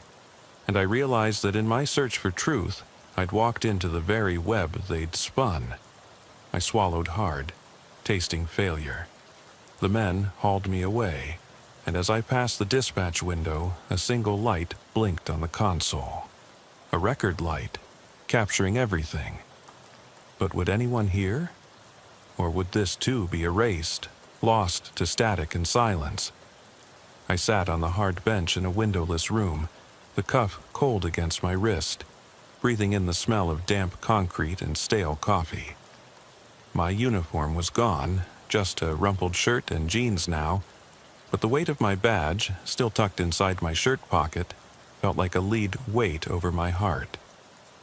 Across from me, the two men who'd dragged me from the dispatch office leaned against a metal table. They wore the county work vests I'd chased through the woods, but the rifles at their sides told me they weren't road maintenance crews. They were enforcers. Seconds stretched into minutes. The hum of fluorescent lights overhead buzzed like angry insects. I tried twisting my wrist to relieve the pressure of the cuff, but it held me fast. My free hand hovered near my pocket, where I'd secretly tucked the small recorder, hoping its record light was still blinking, capturing every word. My throat felt raw. My pulse drummed in my ears like an alarm bell. One of the men, tall, with a square jaw I'd seen in booking photos of local mercenaries, finally spoke. His voice was low and calm. "Deputy Hayes, you've stepped on some heavy toes. You have information that could bring this county down. We can't have that." He reached into his vest pocket and pulled out my journal, Monroe's tattered leather book. He flipped it open, eyes scanning the stained pages. "This guy Monroe had you running circles all night. You dug up some dirt on timber deals and now you expect to save the day? Sit down." I kept my gaze on his face but refused to step closer. "You're not law enforcement," I said. "You're criminals. You killed Monroe." The words came out hoarse, but I held to my conviction. The lie sparks in his eyes told me he'd been trained to remain calm under threat. He clicked his tongue. "Monroe was an unfortunate casualty. Our operation needed him silenced. But you're just blown in with a badge." He gestured to his partner who crossed his arms. "We don't want to hurt you, Deputy. We want your cooperation. Sign a statement. You misidentified our harvest as illegal. They gave us a permit. Someone at your station signed it. Remember that." His tone hovered between threat and promise. I swallowed. If I signed, I'd be complicit. I thought of the photos, the stumps in the protected zone, the falsified document stamped by the commissioner's office. I thought of Monroe's last entry, begging me to send his proof to federal authorities. I clenched my jaw. "I'm not signing anything." He shrugged. "Then you'll be held until we figure out what to do with you. Maybe we'll frame you for poaching. We found bullets in your car. Did you know that?" He reached into his vest and laid a small caliber under my nose. "They'll say you tried to shoot timber crews. You'll be lucky if they only lock you up for life." I looked at the bullet. I remembered how I'd loaded that magazine after Monroe's transmission at the tower. I'd never removed the unspent round. They'd photographed it, used it as evidence. I stood silent, balancing fear and fury. Behind them, a lone camera lens peered through a one-way mirror, recording this confession. Footsteps approached. The door clicked open, and a man in a sheriff's uniform stepped in. His face was familiar. Lieutenant Keller, my second in command. Relief and betrayal tangled in my chest. He gave me a nod, but his eyes flicked to the rifles by the conspirators. "Everything okay in here?" he asked, voice clipped. The tall man in the vest looked to Keller, his expression neutral. "Just formalities," he said. Keller cleared his throat and smiled thinly. "Deputy Hayes, come with me." He produced a key and uncuffed me. My shoulder cramped where I'd pulled against the bench, but I held back the wince. The vest men watched silently. Keller steered me down a corridor lined with peeling paint and flickering lights. I kept pace, every step echoing. When we reached a nondescript cell, he trembled slightly.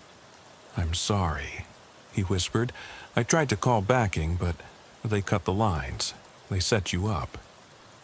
Keller's lower lip quivered. "You need to get out before they decide otherwise."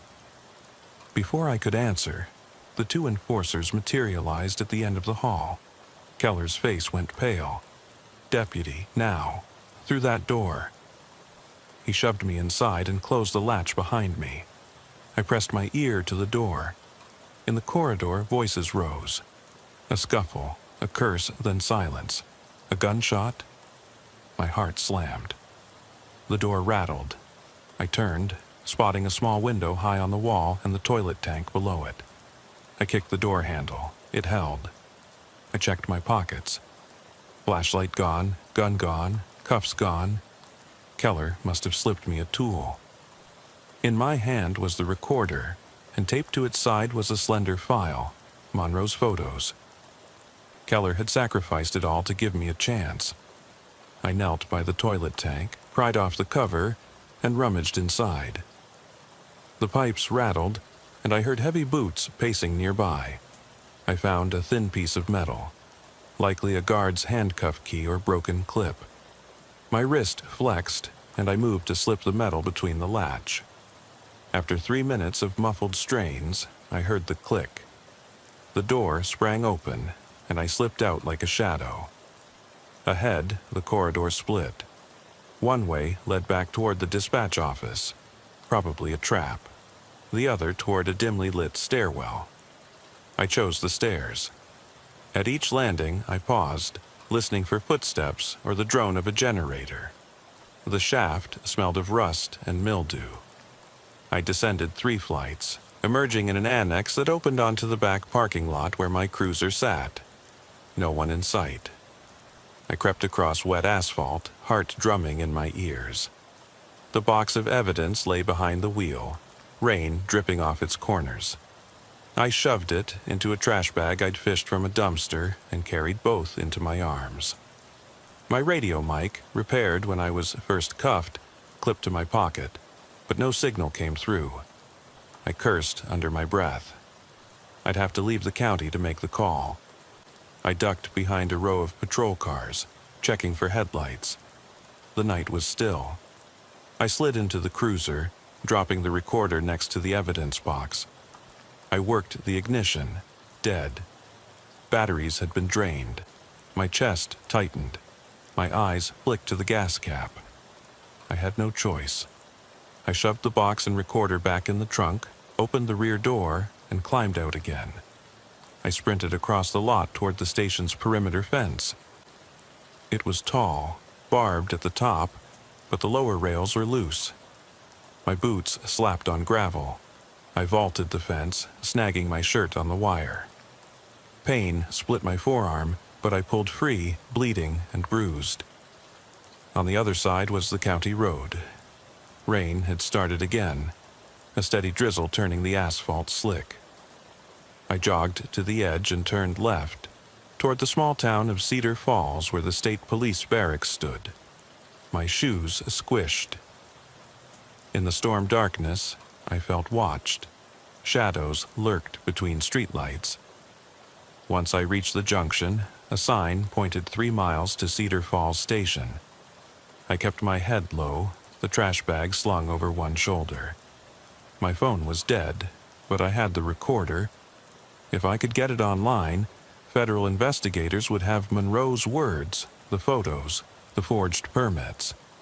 They'd hear the conspirators load their guns, the sheriff's lieutenant vouch for me. They'd hear the gunshot in the hall and my flight down the stairs. It was proof they'd armed civilians and framed a deputy.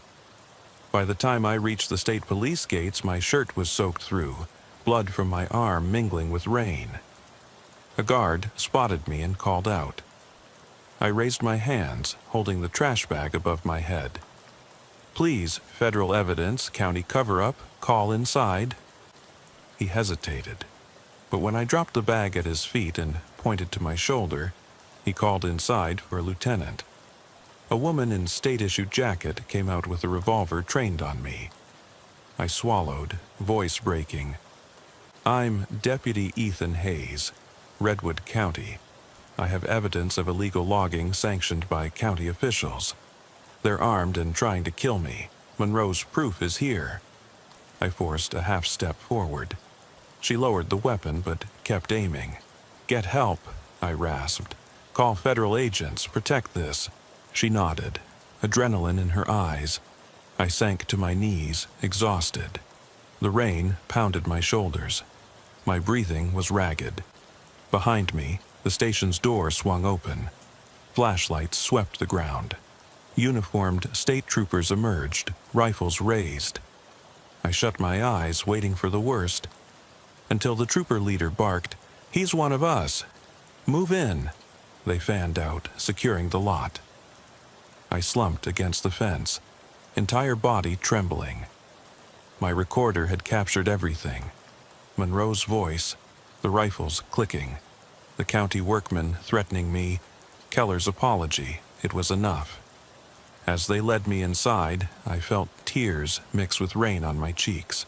I'd survived, but at what cost? I was battered, bruised, and hunted. The storm still raged outside, but I heard the distant wail of sirens, state police backup, and somewhere, federal authorities racing to untangle the truth. I exhaled, voice barely a whisper. Monroe, we did it. But as the door closed behind me, sealing me away from the storm, I realized this fight had just begun, and no one knew how far they'd go to bury the evidence again. I shook off numbness as troopers fanned out around the lot, their beams cutting swaths through the torrential rain. I huddled under an awning beside the station's back door, my jacket soaked through, rainwater running in rivulets down my face. The trooper lieutenant guided me inside, away from prying eyes. I carried the trash bag with Monroe's box as if it weighed nothing, because every ounce of proof inside felt lighter than the dread in my chest. Inside the cramped entryway, warm air hit me like a wave. The fluorescent lights buzzed overhead. I set the bag down on a clipboard-strewn desk. The lieutenant cut the top open and withdrew the metal box first, then the recorder. I watched as he flipped on the recorder's play button.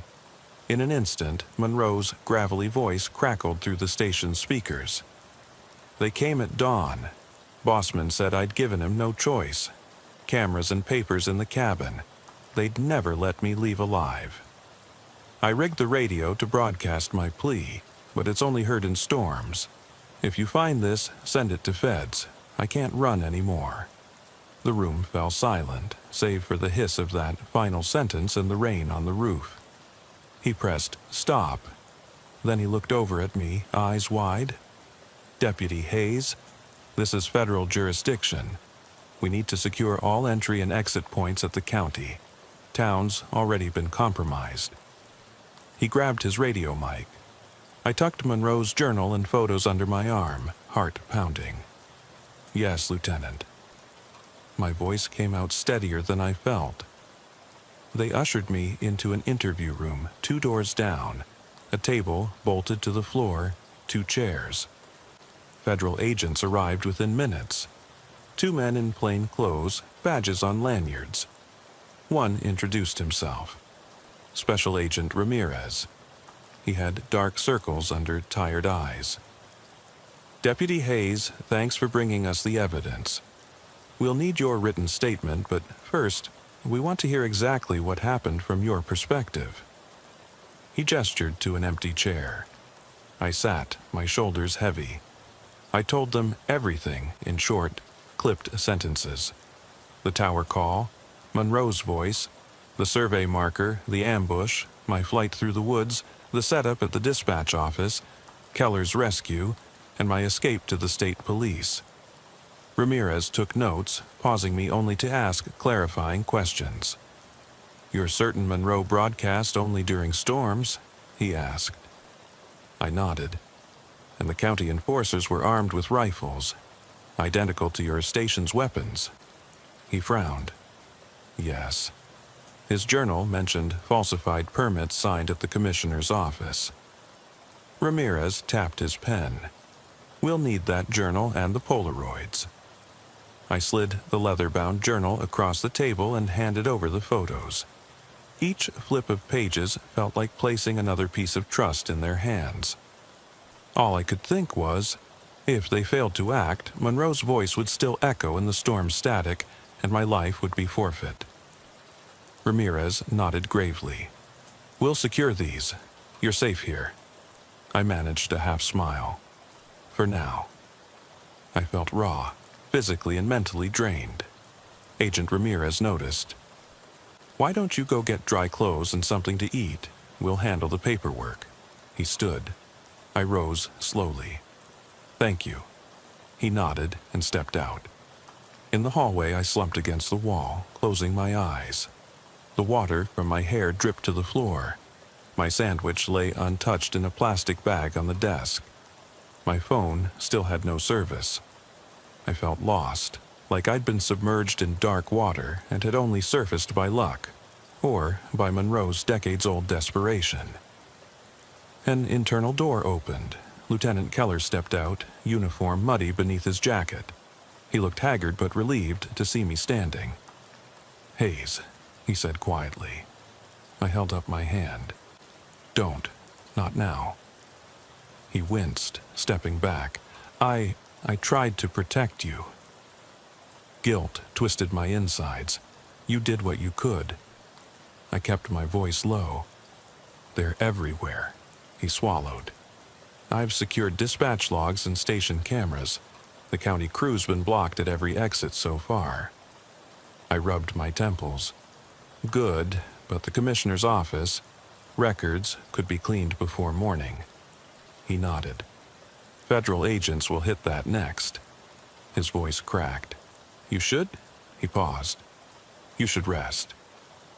I gave a curt nod and headed for the locker room. I changed into dry clothes, shirt, jeans, boots, still damp, but layers of fleece underneath. The sandwich sat on a bench. I ate it cold, every bite brick-like in my stomach. I washed the mud from my hands and stared at the fluorescent glare. No mirror, but I saw my reflection in the metal dispensers. Haunted eyes, hollow cheeks. I returned to the interview room. Ramirez and his partner, Agent Miller, had set up a small evidence bag next to Monroe's journal. "Glad you're back," Ramirez said. "We've coordinated with state police. They've blocked all county road exits. We're also dispatching a mobile crime lab from the U.S. Forest Service Relief and Apprehension Ward in me." "What about Keller?" I waited. Ramirez hesitated. "He's in protective custody. Possible accessory we don't know yet, but he's cooperating." I exhaled. I trusted him, despite everything. "Good." They slid me a statement form. My hand trembled as I signed my name, and at that moment I felt the enormity of my actions. A deputy who'd risked betrayal, violence, and ruin to unearth the truth. I finished, and Ramirez took back the forms. "We'll ensure Monroe's memory leads to justice." His gaze was steady. "We'll get you help if it goes south." I nodded. The room's walls felt too close. No windows. The storm raged outside, his radio static echoing in my mind. The ceiling tiles above had a faint water stain. Monroe's ghost seemed to linger.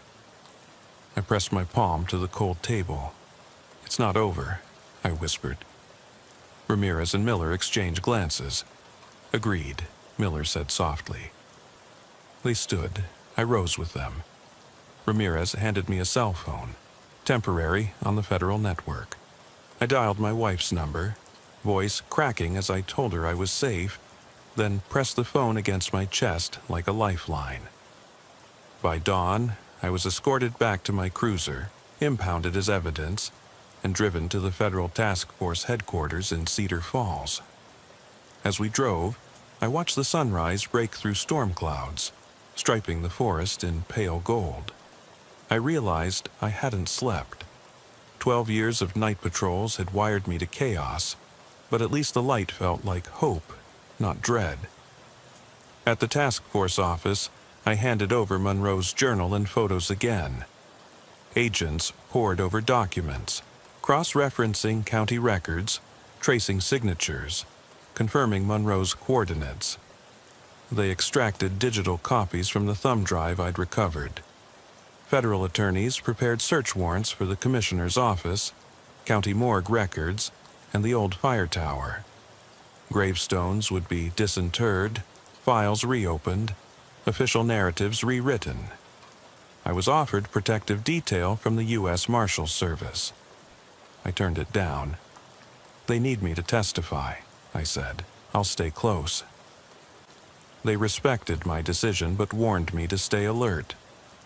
I left the building with a federal badge pinned to my coat, a cell phone that worked, and a trembling certainty that I'd never see my county or my life as I once had. That evening, after filing my affidavit, I returned alone to Cedar Peak Fire Tower. The rain had passed. Dusky birds called beneath clouds settling across the summit. I climbed the stairs in fading light, each squeal of metal a memory of Monroe's voice and the violence that followed. At the cabin, the desk radio sat silent, its green light extinguished. I swept my flashlight beam across empty space and listened. Only my breath, only the murmur of wind through broken windows. I placed Monroe's journal on the desk and tapped the radio. "Alex, we did it. They can't silence this now." My words trembled. The radio crackled once like a whisper. "Thanks, Hayes." Then it fell silent. My heart caught. I left the cabin, descending into darkness lit only by a half moon. Back at my cruiser, I realized I'd left a Polaroid on the desk. Monroe's last photo of clear-cut stumps beneath the tower's peak. His final piece of proof. I blinked. In the corner of the photo, scrawled in damp mud, were two new words I hadn't noticed before. "Not alone." My breath hitched. I looked around. The trees stood motionless. The hush felt alive. A distant radio crackled. Another voice, garbled and faint. I keyed my mic. "Who's there?" Static, then nothing. I exhaled slow, turning the key in the ignition. The engine purred.